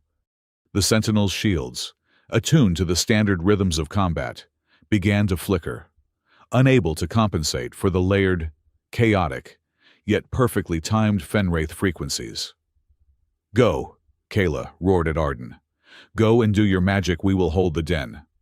Arden ran, sliding under the legs of a sentinel whose shield had failed. Kayla, and her tiny, fierce pack, became a blur of silver fur and claws, attacking the machines in perfect, howling synchronization, a storm of instinct, overwhelming cold logic. Arden reached the central node. He slammed his console onto the interface. He began to type. He was inside the core of the War Games broadcast. He found the root code. He began to write his patch: law, override, initiate, consumption protocol, render, visible, execute. He was just about to hit the key, and a voice spoke, not in the room, but inside his head. "Useless. You are. Absolutely useless. Arden. You cannot even fix a simple toaster." Arden froze. It was the voice of his uncle, from 30 years ago, the man who had told him he was a failure. "He is right, you know," another voice whispered, his third-grade teacher. "He just does not apply himself. He daydreams. He will never amount to anything. Just a waste of potential." Arden's hands began to shake. The oracle pale. It was not just a machine. It was a psychic vampire. It had access to the echo. It had access to his memories. "Always breaking things." The voices multiplied. His first boss, his ex-girlfriend. "Grease monkey, you think these things, these aliens, respect you. They are using you. Arden, you are a tool, a human factor, a pup, a pet. And when they are done, they will throw you away, just like everyone else." He curled over the console, the pain more intense than the neural whip. This was his soul. This was the cold, hollow place inside him that had always known this was true. He was a fraud. He was a failure. He saw Seraphine, her face cold, turning from him. He saw Kayla, laughing as she left him behind. He was alone. He was going to die here. He let go of the console. Then, a new sensation. A warm, crimson pulse. It was not his. It was Seraphine. She was still fighting. He could feel her honor, her belief, and another, a hot, fierce, protective warmth. Kayla. She was defending her pups. She was defending him. They were not illusions. They were real. "You are wrong," Arden whispered, his voice shaking. He looked down at his right wrist, the place where the neural whip had struck him on Erebus. It was not just a burn. It was a scar, a raw, open channel. The voices shrieked, trying to overwhelm him. "You are just a mechanic." "Yes," Arden said, his voice suddenly clear. "I am." He placed his scarred wrist directly onto the console. He did not just type. He connected. He bypassed the Oracle's illusions and touched the one thing it could not understand. The Accord array. The array, dormant on Door's gate, surged. It was not just a receiver. It was now a transmitter. And Arden, bound by sanguinary blood and marked by Fenwraith loyalty, was its catalyst. The entire galactic network flickered, across 1 billion worlds. The audience, the fans, the addicts, the gamblers, all looked up. The humanity, fuck yeah kid. The families, the soldiers. They were not just watching the broadcast. They were in it. Arden, through the array, did not just feel his own doubts. He felt theirs, their boredom, their fear, their desperation for connection, the very emotions the overseers were harvesting. "You are being fed on." Arden's voice, raw and real, suddenly boomed across the entire network.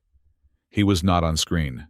He was just a voice in their heads, a shared feeling.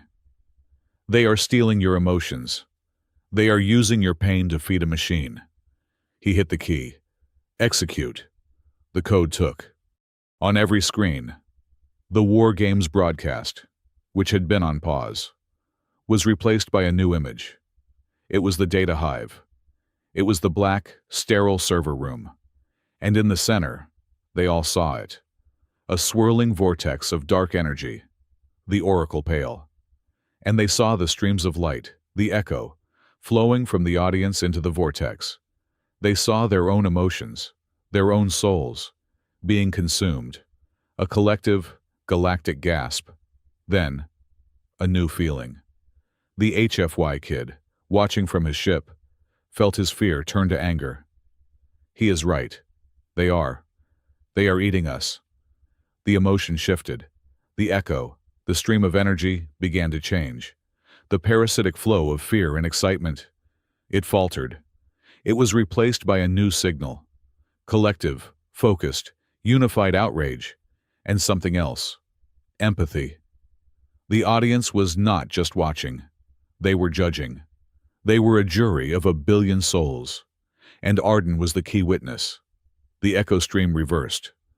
The flow of energy, now bright, clean, and hot, slammed back into the Oracle Pale. The machine screamed. It was a sound of pure psychic agony. It was being fed poison. It was being fed the very sympathy and connection it could not process. It was weakening. "He did it," Kayla breathed, kicking a sentinel's head from its body. The pup. He did it. In the other corridor, Seraphine felt the shift. The honor guard faltered, their eyes wide as they, too, felt the shared truth. But it was not over. Alarms blared. The data hive began to shake. Regent Noctis Arum. "You think you have won, human," his voice boomed, overriding Arden's. "You have only broken the toy lockdown. Initiate, protocol, maze." The station shifted. Corridors rearranged, doors sealed. The very architecture of the data hive began to fold in on itself, becoming an impossible, shifting labyrinth of false data and dead ends. "Arden," Seraphine's voice cried out over the comms. "We are sealed off the geometry. It is not real. It is a logic trap." "He is right," Arden said, trying to get a bearing. His console was flashing with contradictory data. He is hiding the true path from us. He is trying to separate us. We will not be separated, Kayla growled, her pups at her heels as she joined him. We need to see the real path, Arden said, his mind racing. The truth, beneath the illusion. He looked at Kayla. He looked in the direction of Seraphine. I need you, both of you. I can see the data, but I cannot tell what is real. I need, Seraphine, I need your focus, your ability to see the single flaw in the pattern. He felt the crimson hum inside him sharpen, a cold, precise, analytical light. And Kayla, I need your instinct, your ability to smell the trap before you see it. Kayla placed her hand on his shoulder. The pack is with you, little pup. Arden closed his eyes. He reached out, not with the array, but with the two bonds he had forged. The Sanguinari lattice, the Fenwraith pack. He opened his eyes.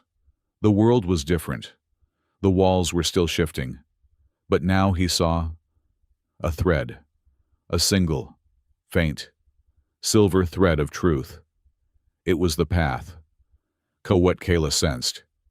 And he saw the flaws in the walls, the places where the illusion was weak, the logical imperfections. That was Seraphine. This way, he said, his voice certain. He is not a god. He is just a cheater, and we are going to find him. They ran. A perfect triad, navigating the impossible maze.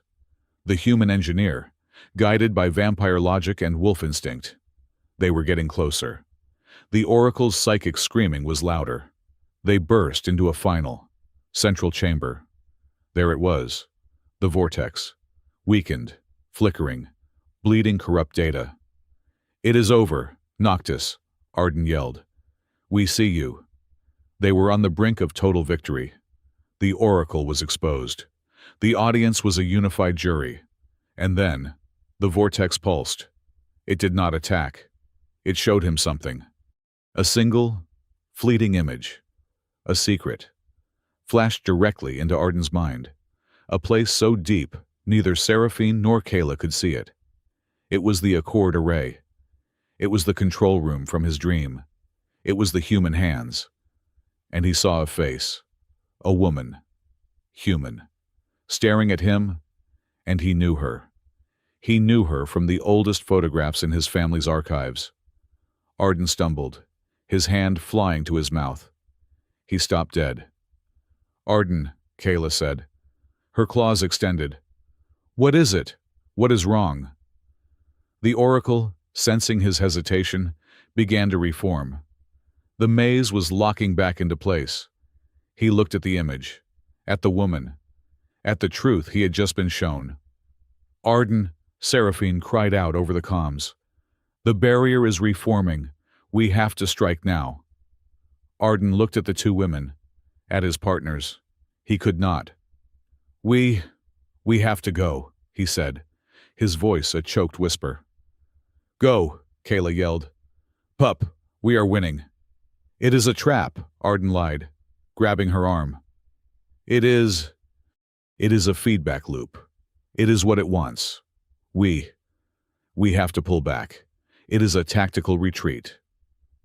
He did not wait for an answer. He turned and ran, pulling Kayla with him, back the way they came, his mind reeling from the secret he now carried.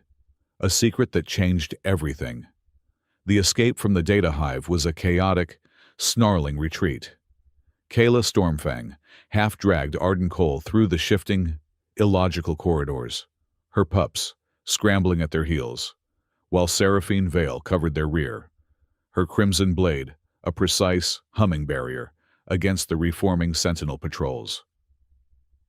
Tactical retreat, Kayla roared, as a doorway sealed itself in front of them, forcing them down a dark conduit. Pup, that was a route we had them. We had the machine. It was a feedback loop, Arden shouted back, forcing the lie from his throat. The image of the woman, his ancestor, was burned into his memory. It was feeding on our attack, the outrage we generated. It was just a different flavor of echo. We were making it stronger. Seraphine cut her way through a logic gate and joined them, her face pale and taut. He could be right. The energy signature was fluctuating wildly. It felt unstable, not weak. She did not sound convinced, and she did not look at him. She knew he was lying. The bond, the humming lattice inside him, was thrumming with his deception, but she did not call him on it. They burst back into the docking bay, the vast tomb, like silence, a stark contrast to the psychic screaming of the hive. "Get us out!" Arden panted, scrambling up the ramp of the Stormclaw. "Now!" Kayla did not argue. She threw herself into the pilot's seat, the pups securing themselves in their crash webbing. The ship tore out of the docking bay, its engines howling in defiance. They hung in the black, silent space, the data hive gleaming below them, looking once again like a boring, mundane corporate archive. "We failed," Kayla said, her voice flat. She slammed her fist against the console. "We showed our claws, and we ran." "No," Arden said. He was shaking, not from fear, but from the magnitude of the secret. She was human. The designer was human, and she looked like... "We did not fail," he said, his voice gaining a hard, new edge. "We confirmed the target. We confirmed the weapon. And we confirmed the audience is the key." He looked at the two of them, the lie tasting like ash. I need a new plan. One that does not involve us walking into a psychic furnace." The silence on the ship for the next several hours was heavy and thick. Kayla was angry, her pride wounded. Seraphine was analytical and deeply, unnervingly quiet. She would sit and watch Arden for long stretches, her crimson eyes searching his, as if trying to decode the secret he was holding from her. The Sanguinari life bond was a two-way connection. He felt her suspicion, and she felt his wall. The bad news came 3 days later, broadcast on every channel. The overseers were back in control. Regent Noctis Aurum, his handsome face a mask of somber victory, addressed the galaxy. "Our sacred data archive," he announced, "was subject to a vile, chaotic attack by the human terrorist, Arden Cole. He and his two compromised companions attempted to destroy the history of the war games. They failed."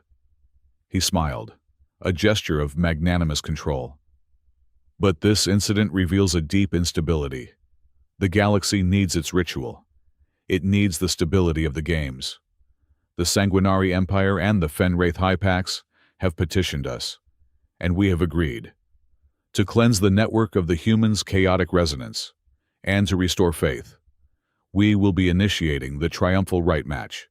It will be the largest, most spectacular event in galactic history, a celebration of our shared strength, and the definitive end to this human interference." "He is laughing at us," Kayla snarled, pacing the confines of the Stormclaw's bridge. "He is taking our attack and spinning it into a marketing campaign." "He is resetting the board," Seraphine said, her eyes on the broadcast.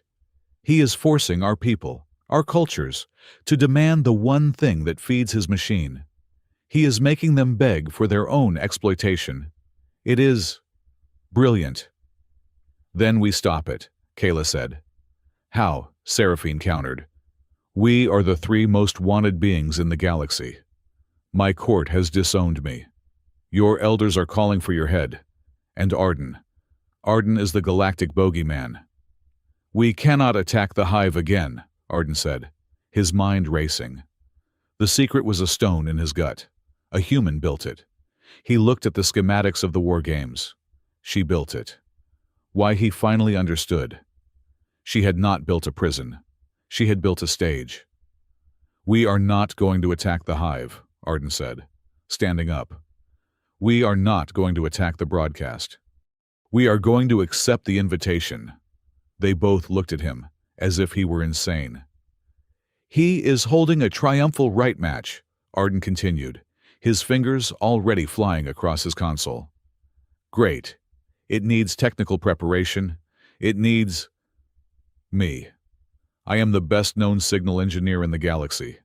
After all, I am going to go as technical support.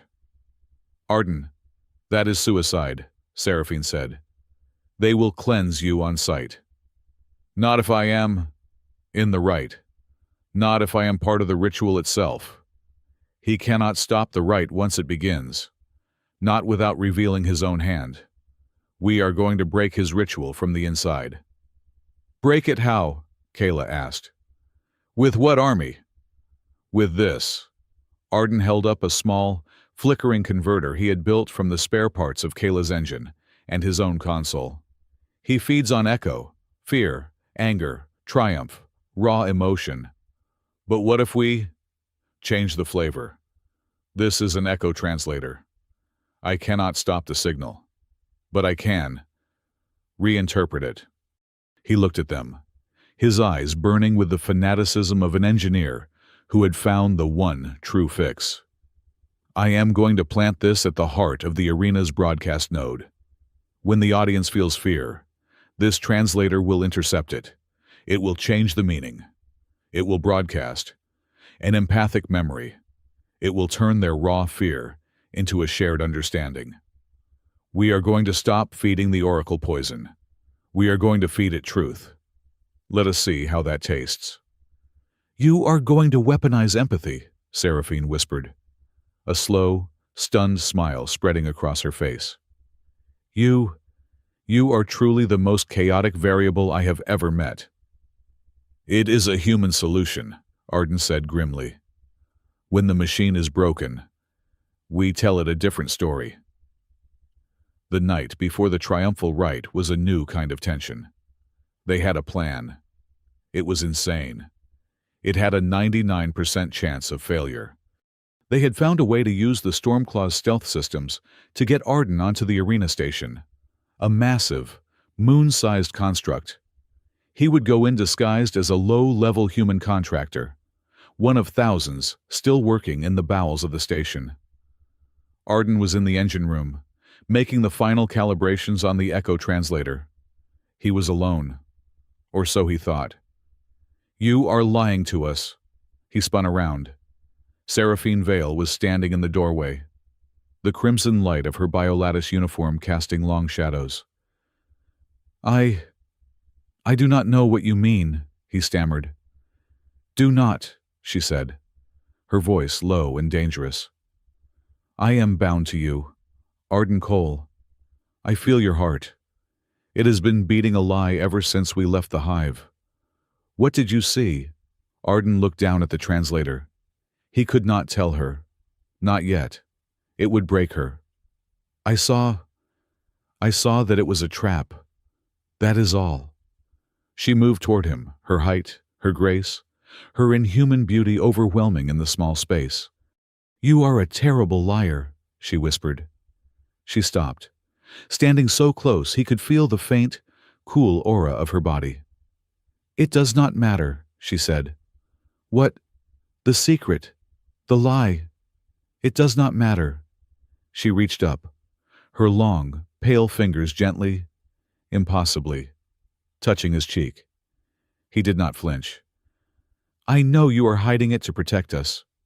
Or perhaps to protect yourself. Seraphine. Hush. She looked at him, and her crimson eyes, usually so cold and analytical, were full of a terrifying, profound vulnerability. My entire life has been a ritual, a calculation. I did what was expected. I bonded you, to save you. It was an honorable calculation, a political necessity. She leaned closer. I was wrong.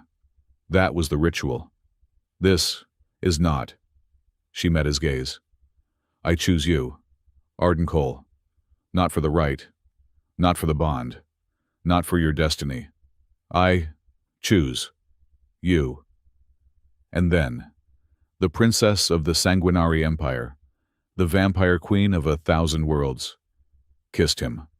It was not a kiss of passion. It was a kiss of acceptance.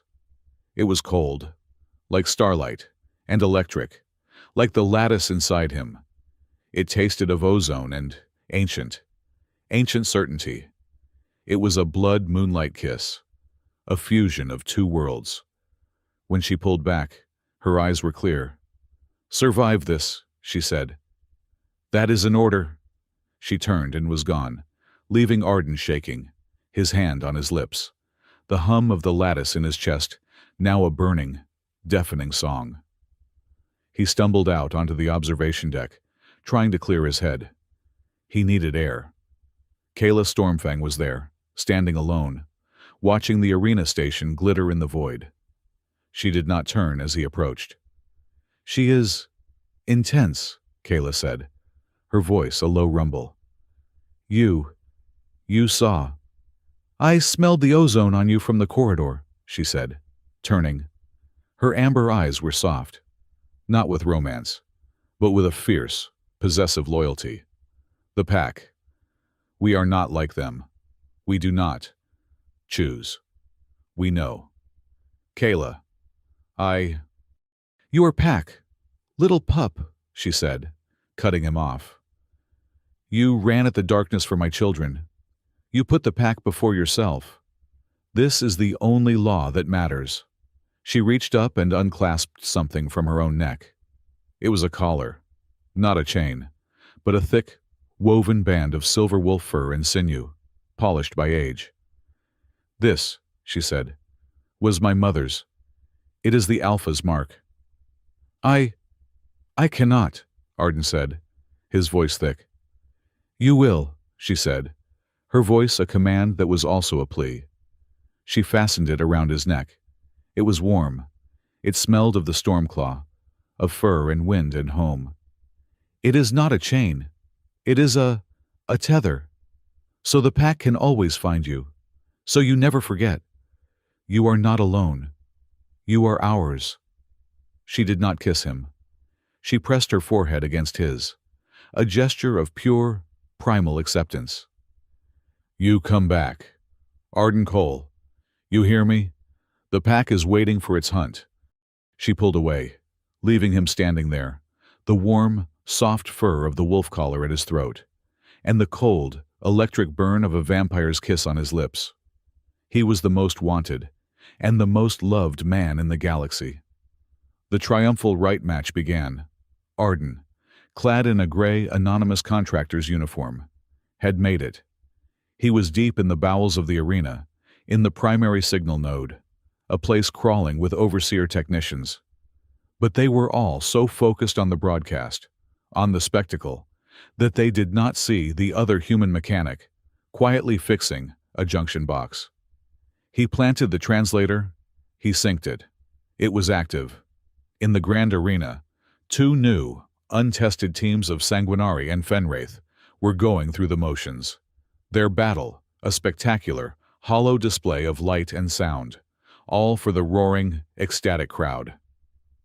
On the main view screen, Regent Noctis Aram appeared, his handsome face beaming with pride. "We celebrate," he cried. "We celebrate our unity, our tradition. We celebrate the cleansing of the network and the resilience of our sacred war games." The crowd roared. The echo, the raw, ecstatic energy, began to flow. Arden, watching on his small monitor, saw the data stream flowing toward the hive. The oracle was feeding. "And now," Noctis said, his voice turning smug, "to honor the true history of our games, we have a revelation.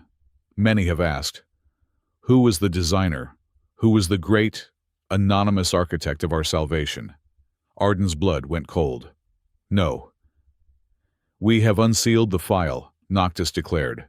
"We give you the designer." An image appeared. The same image Arden had seen. The control room, the human hands, the face of the woman, his great-great-grandmother, staring out at the galaxy.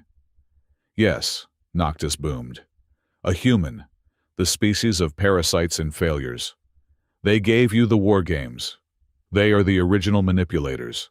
This entire charade, this human insurrection, was nothing more than their species trying to reclaim its greatest, most corrupt invention. They addicted you to these games. The arena fell silent. The audience, a billion souls, stared, confused. Arden felt the shift. The echo faltered. Confusion. Betrayal. The oracle pale, hidden in the hive, sensed the shift, and it panicked. A new image, a new spike of data, hit the broadcast. The oracle was overriding Noctis. It was adding to the reveal. It showed the woman. And then it showed a new image. Arden. It drew a shimmering line of light between the two.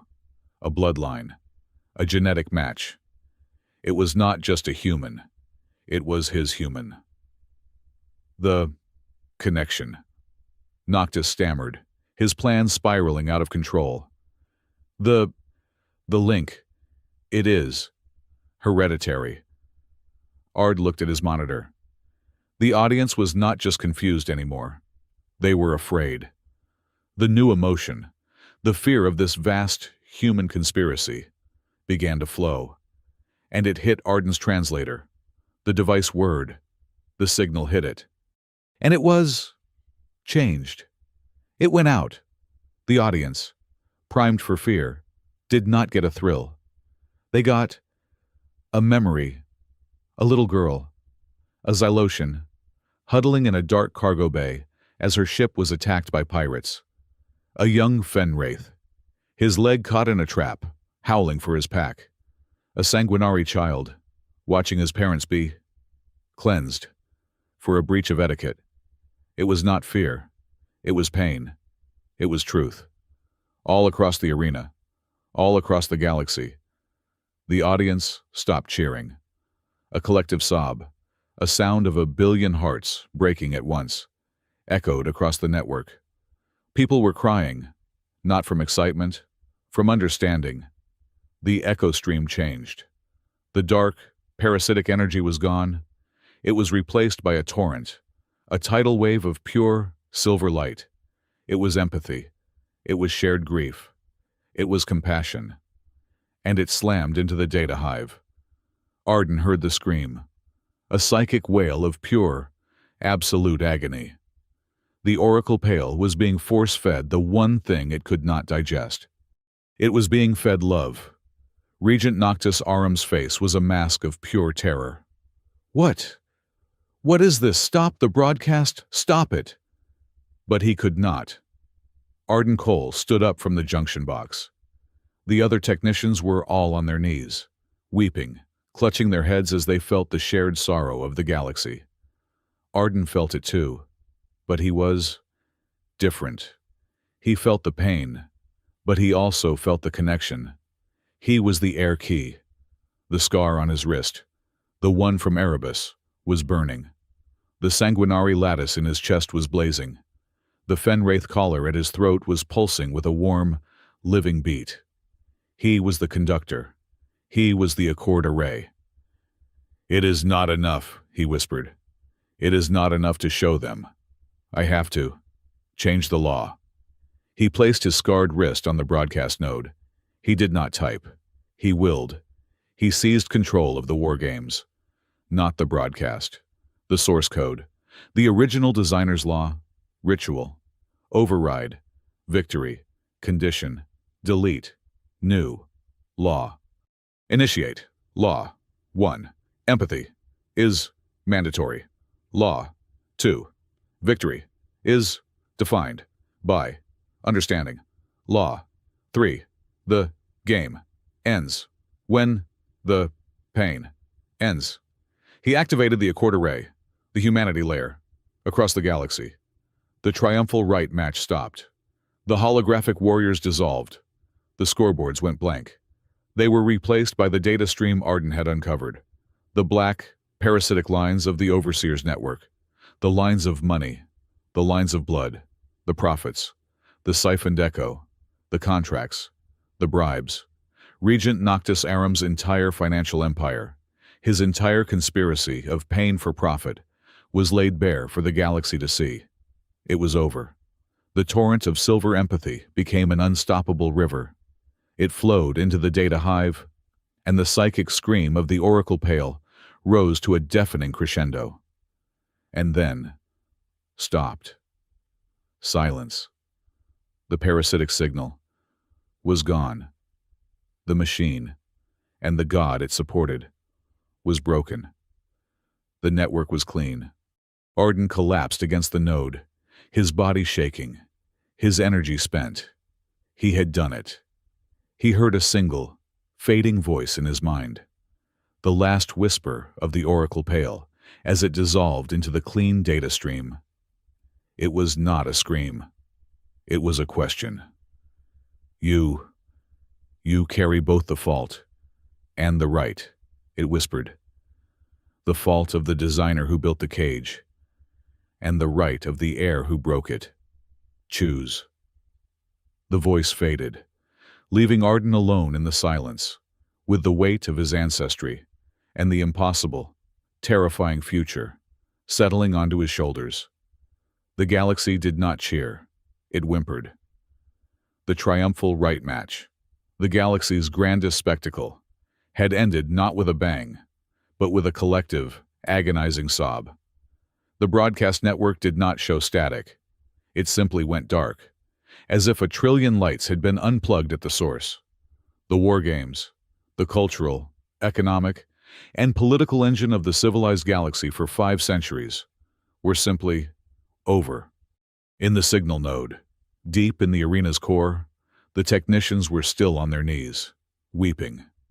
They were not weeping for the lost broadcast, but for the sudden, violent injection of empathy they had all just experienced.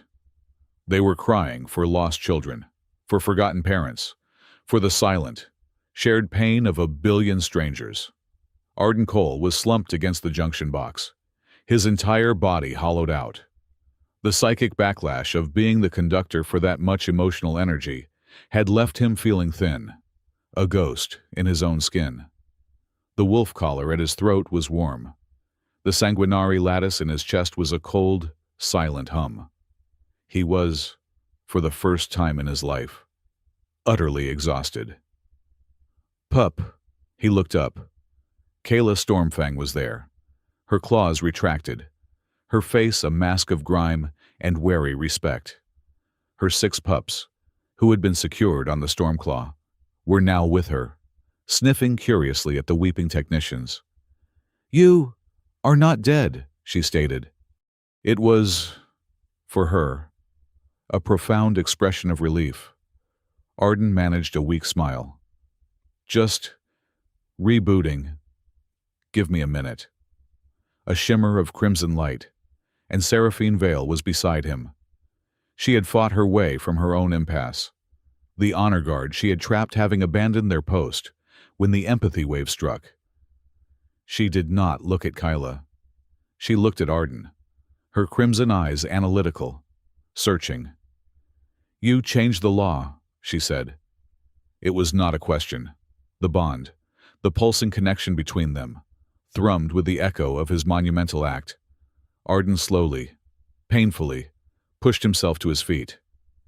I think I just broke the galaxy's favorite toy." "Good," Kayla growled, nudging him with her shoulder. "It was a stupid toy. Let us go home." "Home," Arden said, looking between the Wolf Alpha and the Vampire Princess. "Where, exactly, is that?" The journey back to the Stormclaw was a quiet, tense affair. The arena station was in chaos. Alarms were blaring, but no one was responding. The private security forces, the sponsors, the station crew.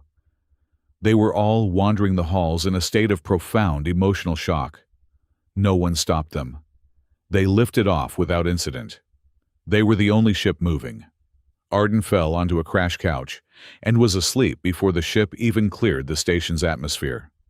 He slept for 30 solid hours. While he slept, Seraphine and Kayla watched the galaxy fall apart. The economic crash was immediate. Markets that had been built on the profits of simulated war evaporated in minutes. Corporations that manufactured the simulation hardware went bankrupt in hours. Entire planetary economies, reliant on the sponsorship revenue, collapsed by the end of the first day. The political fallout was just as swift.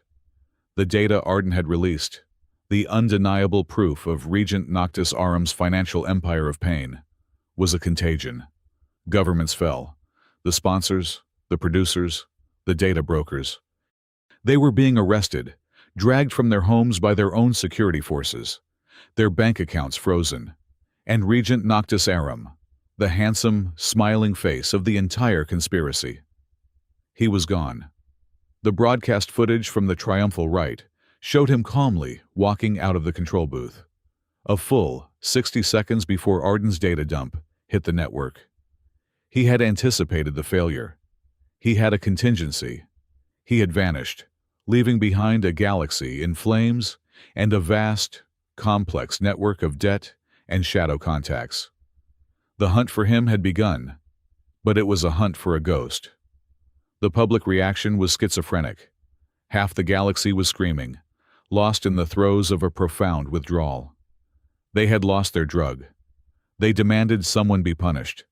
They demanded the games be brought back. The other half was quiet, reflective.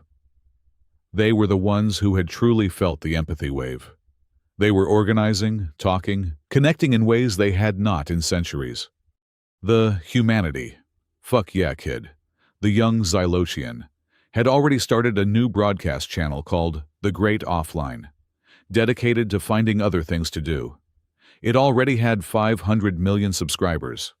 The galaxy was divided, and the three of them, they were at the center of the schism. Arden awoke to the smell of something awful. He padded into the Stormclaw's galley, his mouth dry, his stomach aching. Kayla was at the table, eating a thick, raw steak that was still faintly steaming with nutrient solution. Seraphine was across from her, perfectly composed, sipping a crimson nutrient paste from a sterile silver pouch. The air was so thick with tension, Arden felt he could barely breathe. "Ah," he said, his voice hoarse. "Good. Morning, afternoon, are we still fugitives?" "We are," Seraphine said, not looking up from her pouch. "Though the charges vary by sector. In some, you are a terrorist. In others, you are a prophet." "I am going to stick with mechanic," Arden mumbled. He looked at the ship's food synthesizer. "Is there coffee or toast, something that did not recently pulse?" Kayla grunted, gesturing to the synth.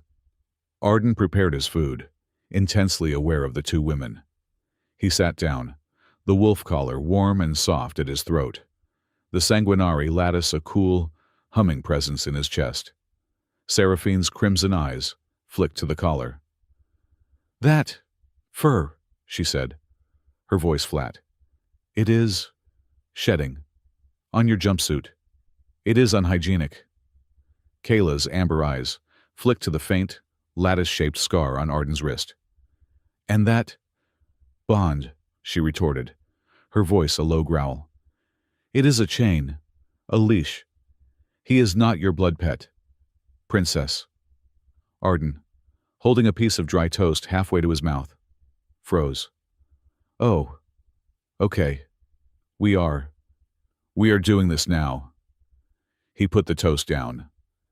"Ladies, honored predators, it is just a collar. It keeps my neck warm. And this," he pointed to his wrist, "is just a life-saving, parasitic, symbiotic, data-sharing thing. It is fine. Everything is fine." Seraphine looked at Kayla. Kayla looked at Seraphine. The ancient enmity was there, a cold void between them. But beneath it was something else, something new. "You," Seraphine said to Kayla, her voice quiet, "would have chosen the pups, on Erebus. You would have let him die. For your pack. I would have, Kayla said, her voice rough, meeting her gaze. And you committed the ultimate heresy for him. You bound your blood to an outsider. You chose to die for him, politically. You sacrificed your entire lineage. For one man. Arden stared. This was not the conversation he was prepared for. A slow, profound understanding passed between the two women. They were not rivals. They were mirrors. They were the two opposite poles of loyalty, and Arden was the axis they had both chosen to turn on. Alpha, Seraphine said, inclining her head, a gesture of almost impossible respect. Your instinct, it is formidable. I see its value. Princess, Kayla replied, lowering her own chin, a gesture of pack acknowledgement. Your calculation, it has claws. I see its purpose. It was not friendship. It was a truce. A mature, respectful, and absolutely terrifying agreement. They saw each other. Arden cleared his throat. Great, wonderful. We are all respecting each other's scary predator traits. Now, what do we do about them? The them in question was a queue of incoming, high-priority holographic calls. The first was from the Sanguinari Imperial Court. A chamber of ancient, pale vampires appeared, their faces masks of cold fury. Seraphine Vale, the eldest one hissed. You have broken the blood. You have committed the final heresy. You have shared the lattice. You are disowned. You are tainted. Seraphine stood, her spine rigid, her chin high. I did what I did, she said, her voice echoing with a cold, new authority. I saved the Arbiter. I exposed the lie that you were too comfortable, too wrapped in ritual, to even see. You speak of taint. You sat by, while our entire species was fed on by a machine. Because it was traditional. The blood is mine. The choice was mine. The court is irrelevant. I will be returning to the Crimson Halo, not to be judged by you, but to reform you. She cut the feed. Arden just stared. What? She said to him, her face smooth. They were boring me, the console chimed again. The Fenwraith High Elders. A circle of old, scarred, grizzled wolves appeared. Kayla Stormfang, one growled. You abandoned the High Pack. You followed a thing, an outsider. You have collared him. You have violated the law of the den. Kayla stepped up to the hologram, snarling, her hand on her claws. He is the den, he saved my bloodline. He ran at the whip while you hid in your caves and wondered why your children were starving. I am Alpha. I define the law. I am coming home, and the pack will howl the new truth, or I will break them. She cut the feed. Arden slowly put his head in his hands. You two, he said, his voice muffled. You just declared civil war on both your species, in the middle of a galactic economic collapse. Are you trying to make this worse? We are reminding them who they are, Kayla said, her voice calm now. They needed the push, Seraphine added, sipping her pouch. Arden sighed. Right, a push. What about everyone else? He went to his own console, the public channels. He had to know. The feed was clogged with trillions of messages. He set up a filter. The first batch was hatred, pure, vitriolic rage. You killed my job, human. I am a simulation artist, you ruined my life. Bring back the games. Bring back the games. Death to the human. He flinched. But he kept scrolling. And then, the other messages. A different signal. A shaky, low-resolution video popped up. It was the Xylotian kid. He was crying. His four eyes red. Arden dude, the great offline is... It is. I cannot. I just watched my father hug my mother for the first time in 10 years. He said he was sorry. I do not even know what is happening. What do we do now? Man. Arden felt a small, pained laugh escape him. He kept scrolling. He found a text file. He opened it, and he began to read it aloud. To the Arbiter, he read, his voice quiet. I am a Fenwraith. My name is Kalen. I was a triumphal right spectator. My father. He loved the games. He watched every night. He would yell at the screen, at my mother, at me. He lost his leg in a cargo accident 10 years ago. He said the games were the only thing that made him feel strong. Arden paused, his throat tight. He looked at Kayla. She was listening, her ears flat. When the wave hit, Arden continued, reading. When you showed us, I felt him. I felt his pain, the fear he felt when the container fell. His shame, not his anger. His shame. He has not spoken since the broadcast. He just sat for a whole day. Last night, he came into my room. He did not yell. He brought me a cup of water. He said, I am sorry that I forgot how. I do not know. I do not know what you did, human. But thank you. Thank you for stopping the screaming on the screen. And in my home. Silence. Arden closed the file. Kayla Stormfang, Alpha of the Moon Howl, turned her back to them. But Arden could see her shoulders shaking. Seraphine Vale, Princess of the Crimson Halo, closed her eyes, and a single, perfect, crimson tear, a thing of biolattice and sorrow, traced a line down her pale cheek. Right, Arden whispered. That is why. That is what we do now. They returned to Dorsal Gate. It was quiet. His workshop was just as he had left it. Dusty, cluttered, and real. He stood before the Accord array. It was no longer a dormant, humming relic. It was a sun. It pulsed with a clean, blinding silver light. The combined, purified emotions of a billion souls. It was beautiful. And it spoke to him. It was not a voice. It was a feeling. The call he had heard before. The presence of the designer. His great-great-grandmother. It is done. The cage is broken. Now. The new law must be written. Arden felt a pull. A vast, warm, cosmic invitation. Fuse with me, Arden. You are the air key. You are the catalyst. Become the array. Protect them. Guide them. You have the right. You can ensure the empathy.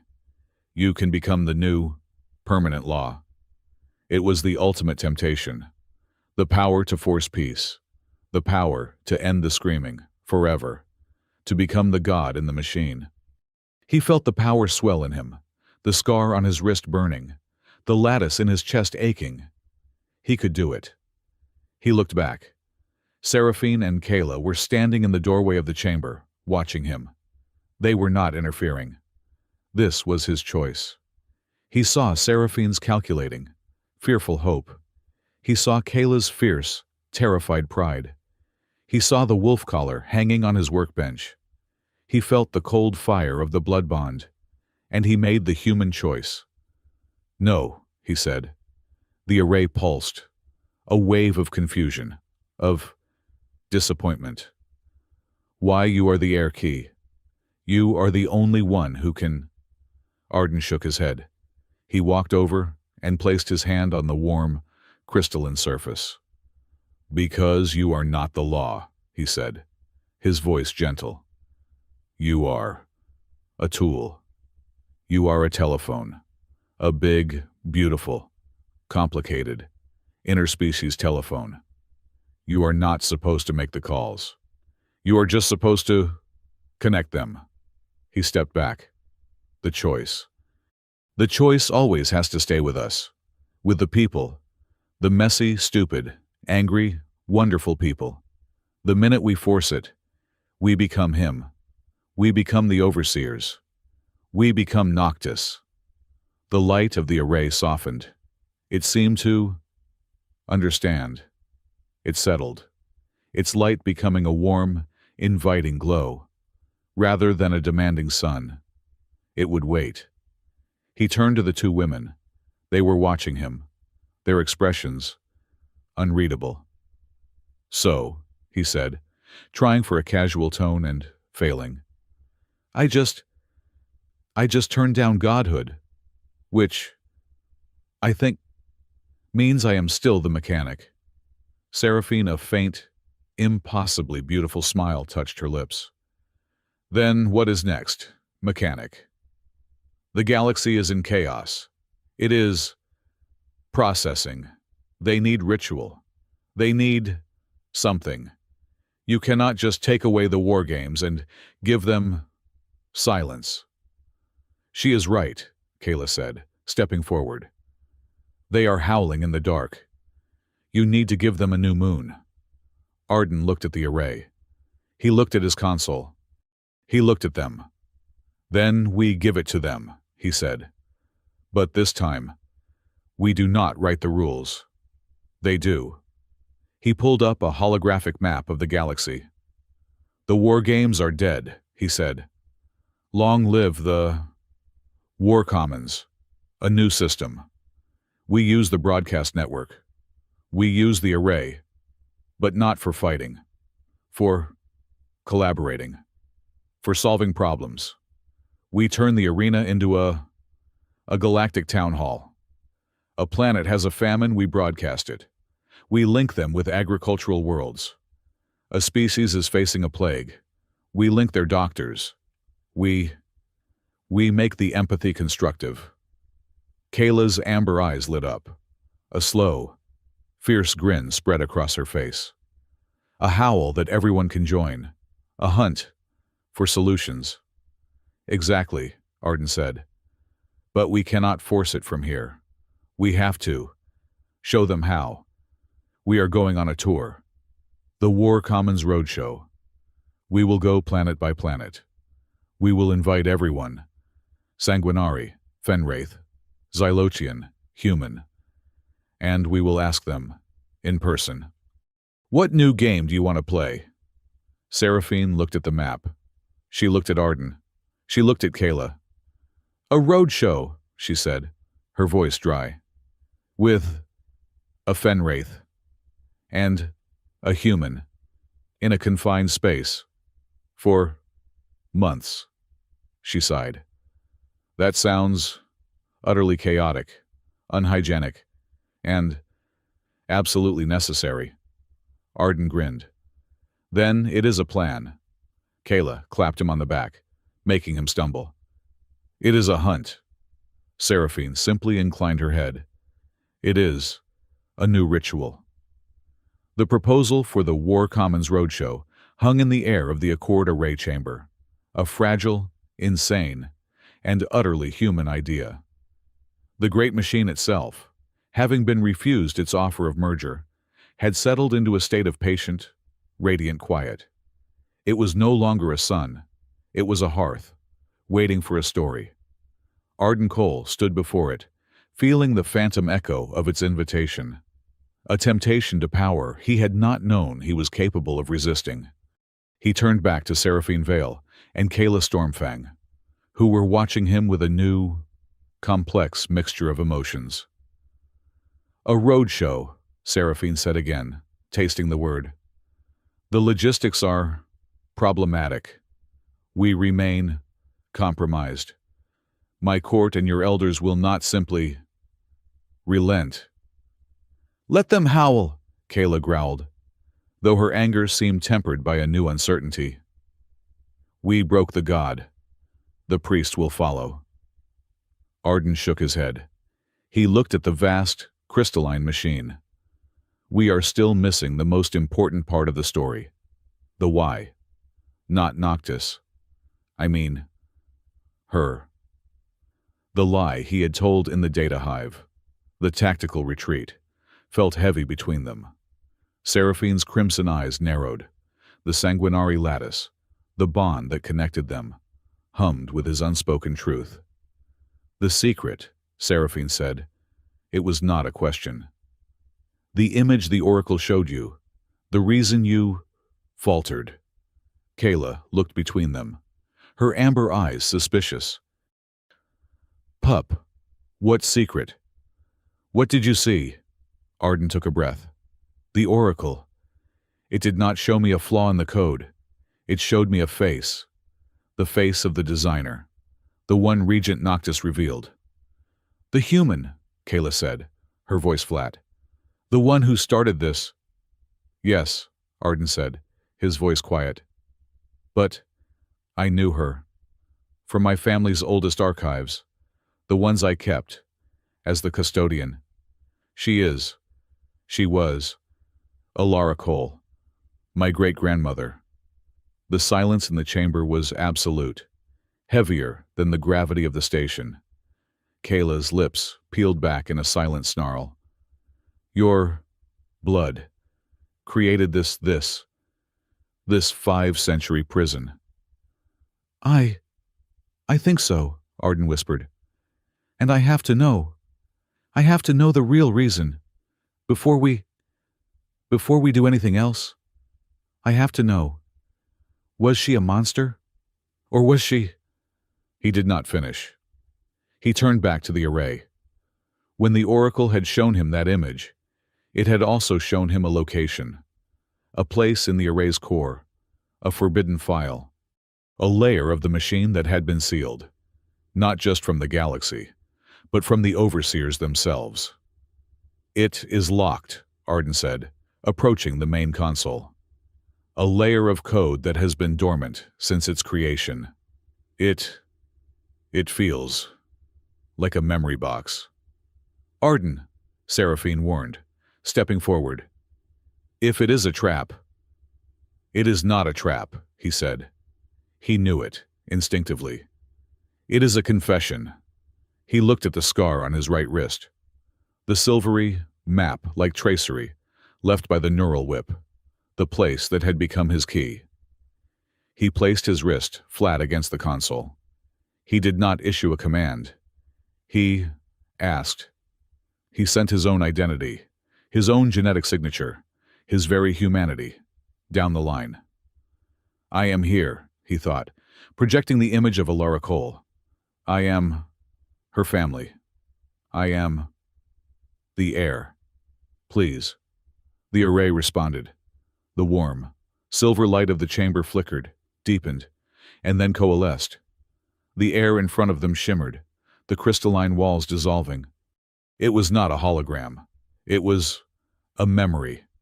The array was projecting its own founding log. The control room from his dream appeared around them.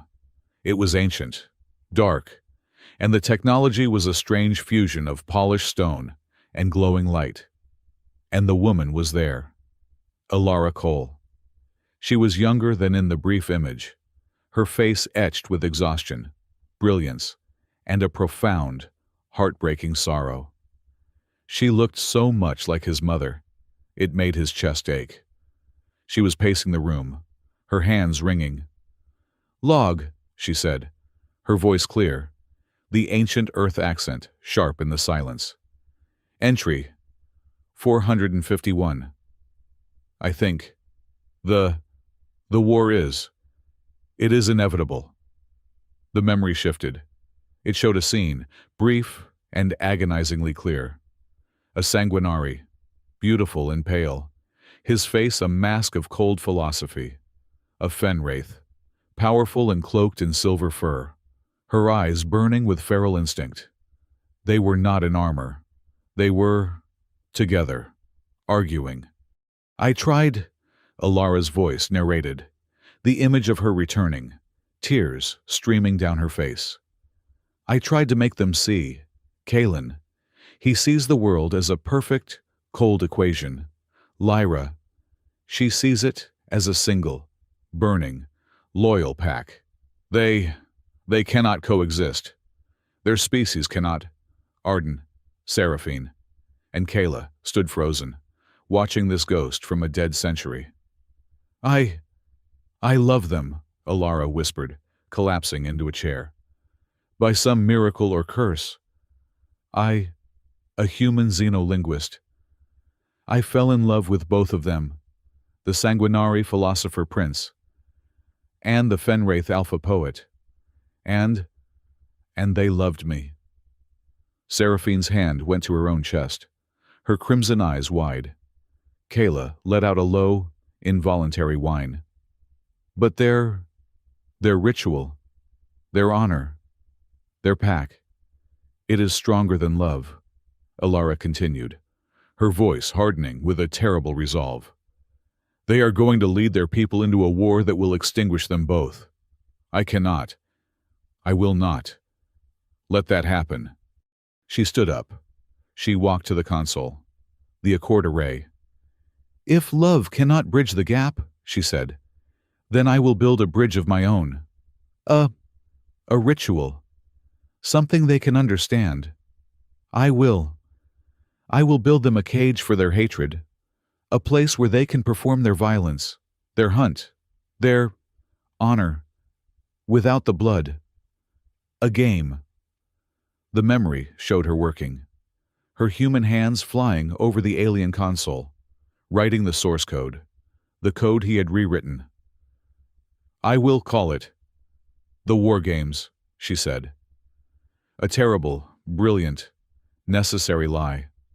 A wall, a temporary wall, to keep them from apocalypse. I will use the array as the lock. It will monitor them. It will wait. She turned, her eyes seeming to look directly at Arden, across 500 years of history. It will wait. For us, for humanity. We are too young, too chaotic. We are still just storytellers. We are not ready. Yet. But I have seen our potential. We are the only species that can hold both the logic and the instinct. The only ones who can choose to be both. She placed her hand on the console, her face softening. To my family, to my heir, to the custodian who finds this, I am locking this log, the overseers, the parasites I had to use to fund this. They must never see this. They see the wall. They do not see the reason. She leaned in close, her eyes filled with a desperate, passionate plea. Do not let my ritual replace the love. It is just a wall. It is just buying time. When we are ready, when a human is finally brave enough, tear down my wall. Do not fix the game. Turn it. Turn it into the bridge it was always meant to be. The hologram faded. The control room dissolved. Arden, Seraphine, and Kayla were alone again in the chamber. The light of the array was soft, warm, and complete. Arden stood silent, the tears tracing lines through the grease and grime on his face. He let out a choked sound, a single, sharp laugh that was half a sob. She did it, he whispered. That crazy, brilliant, terrified woman. She built a wall out of her own broken heart. To save them. He felt a hand, cool and strong, come to rest on his left shoulder. He looked. Seraphine. Her face was undone. The cold, analytical mask was gone, replaced by a profound, humbled awe. She loved us, Seraphine whispered. A prince of my blood. She understood the equation, and she She pitied it. He felt a second hand, heavy and warm, settle on his right shoulder. Kayla. Her amber eyes were wet. An alpha. Of my pack, Kayla said, her voice rough. She understood the hunt. And she gave it a den. Arden looked at the two of them, the vampire and the wolf. He put his own hands up, covering theirs. She was waiting for us, he said, his voice thick. For a human. For me. To finally grow up. She was waiting for you, Seraphine corrected, her voice gentle. Arden shook his head, looking at their three hands, bridged together on his shoulders. No, she was waiting. For us. The logic, the instinct, and the choice. He smiled, a real, shaky, human smile. She left us, a legacy. What a beautiful, complicated, human mess. They released the log. They released all of it. The galaxy, still shattered and reeling from the triumphal rite, was struck by this final, impossible truth. The simmering rage against the human conspiracy did not just die. It evaporated, replaced by a wave of stunned, humbled silence. The war games, the 5-century-old engine of their culture. It was not a corporate plot. It was not an ancient, alien malice.